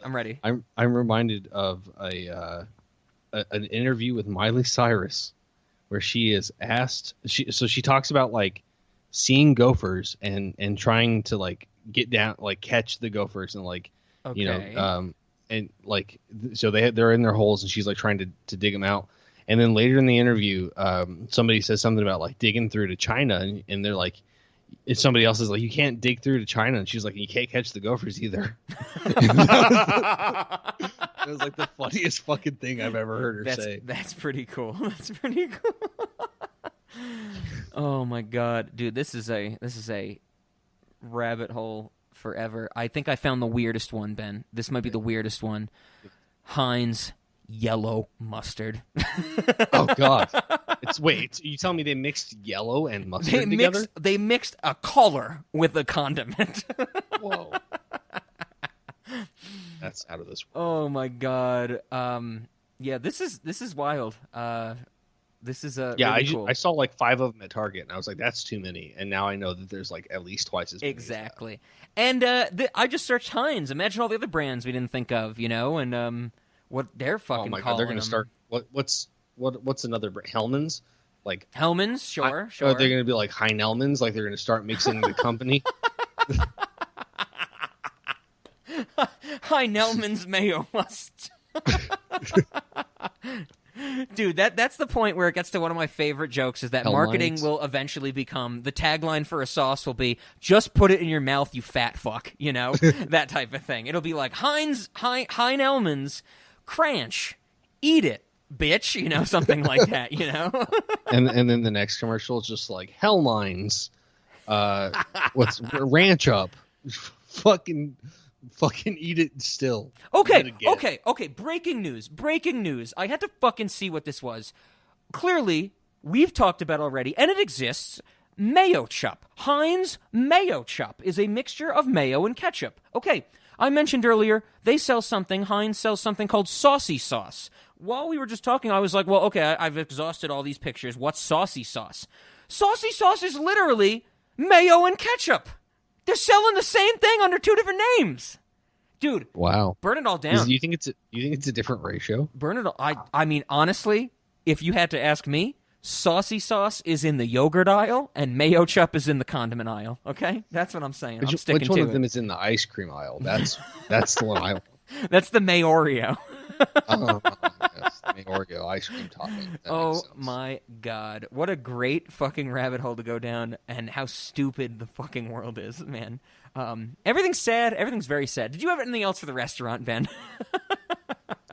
I think I've done enough in this meeting. Sure. I think that I do want to say, as always, I appreciate the back and forth and how we can grow our ideas from what they were individually to something better. Yep. By our communication. And I think that the Maya Mustard Mayonnaise fan, I think that really highlights that, and I can't wait to see it in action. I also like that in this board meeting, we looked at our competitors and saw what we need to improve upon, for sure. That's right. We went a little above and beyond for you in the Good Christian Cinema audience. Well, with all that being said, we're in the middle, of our adult animation series.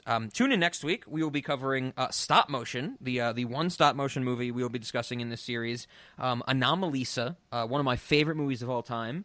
I'm very excited. I'm going to be watching and commenting on, of course, the version that has commentary, which I've never seen before. I'm going to watch it for that episode to give a lot of insight. It's one of those movies that I own on Blu-ray, just like Searching. So tune in for that. And speaking of Searching and all these other movies that we've talked about throughout this discussion that we've guided our listeners into, if you like what you heard, if you liked Ben and I ranting about all these different things, maybe not so much the restaurant part, but all the intellectual thoughts that are punctuated with condiment mixes, as we said, definitely check out the Patreon, patreon.com/cinemoddities. If you want to support the podcast by giving us $5 a month or more to get different access to give us requests or to get other things, that's where to do it. Ben, what do you got about the Patreon?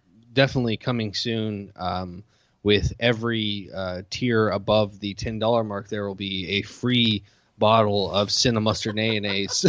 Cinemustard, dude. Okay, that Cinemayo, Cinechup. It's what is it? It's ketchup mixed with Cinemoddities. What does that mean? You gotta pay to find out. That's right. Yeah, and it might also involve cinnamon because that's already a food. Could you? Oh my god! Could you imagine cinnamon and ketchup mixed together? That literally makes me want to puke. I think. Oh, dude! Did I ever tell you about the time that I went to a Mexican restaurant and I ordered some enchiladas and they came out and I was like, these don't taste right, and I called the waiter over and I was like, dude, I'm pretty sure that they put cinnamon instead of cumin in this. Oh, that's gross. And he went back and he found out that I was right. And they had to throw out that whole batch of sauce. Oh my god, dude, that's fucked up. That's like using sugar instead of salt, Oh yeah, that's God.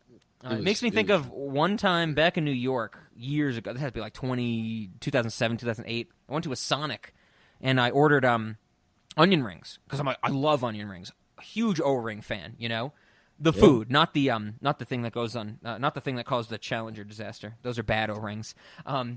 But that was a bad O-ring. They were really bad O-rings. Ask Richard Feynman,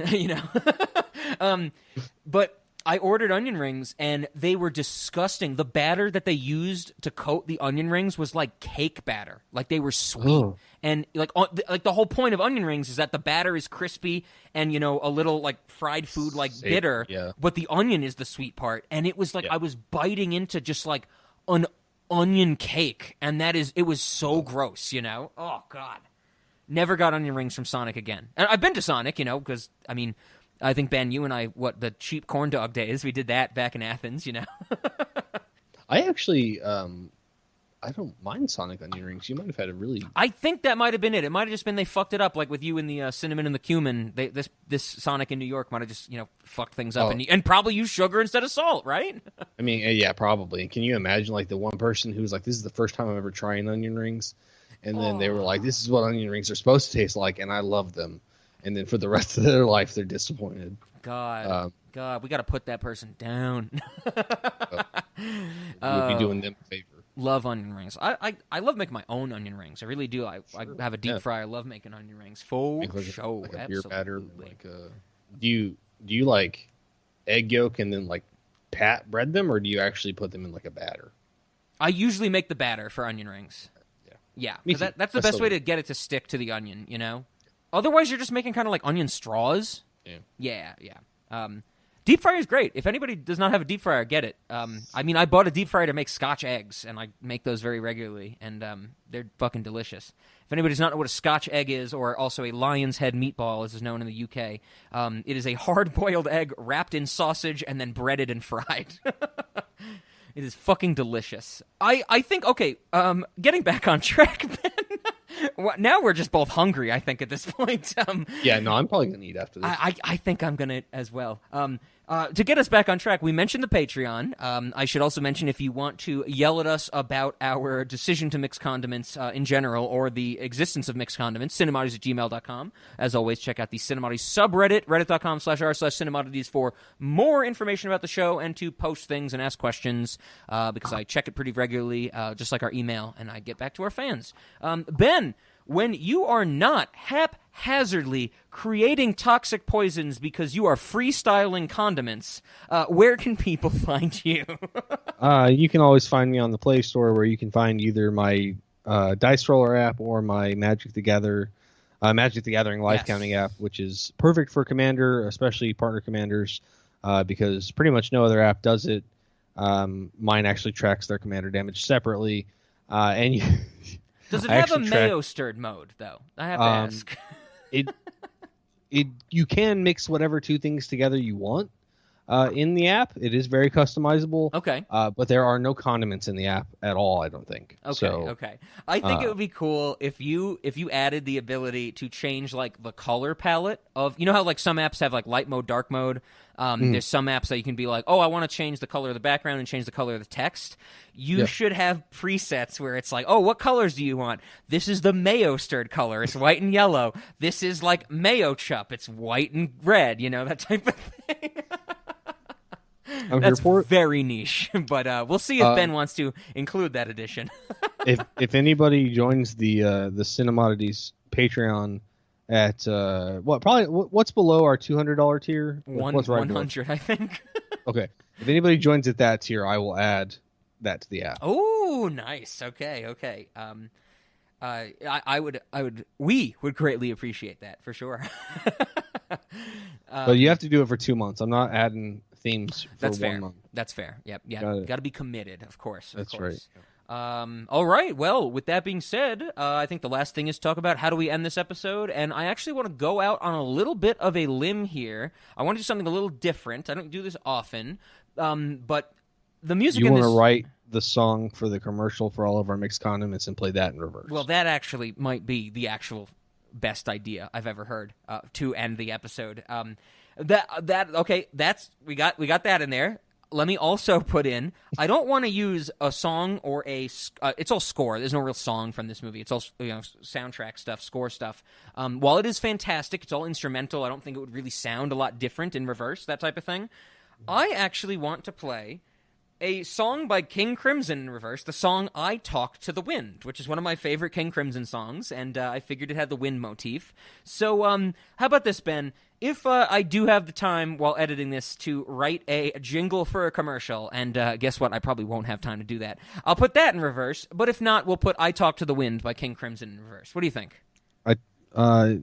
Can you find another song that has a rising motif and then mix those two together and then play that in reverse? Ooh, okay. We do have to mix something, right? I Talk to the Wind while it rises. We have set it up so much in this episode that our end song has to be something mixed, right?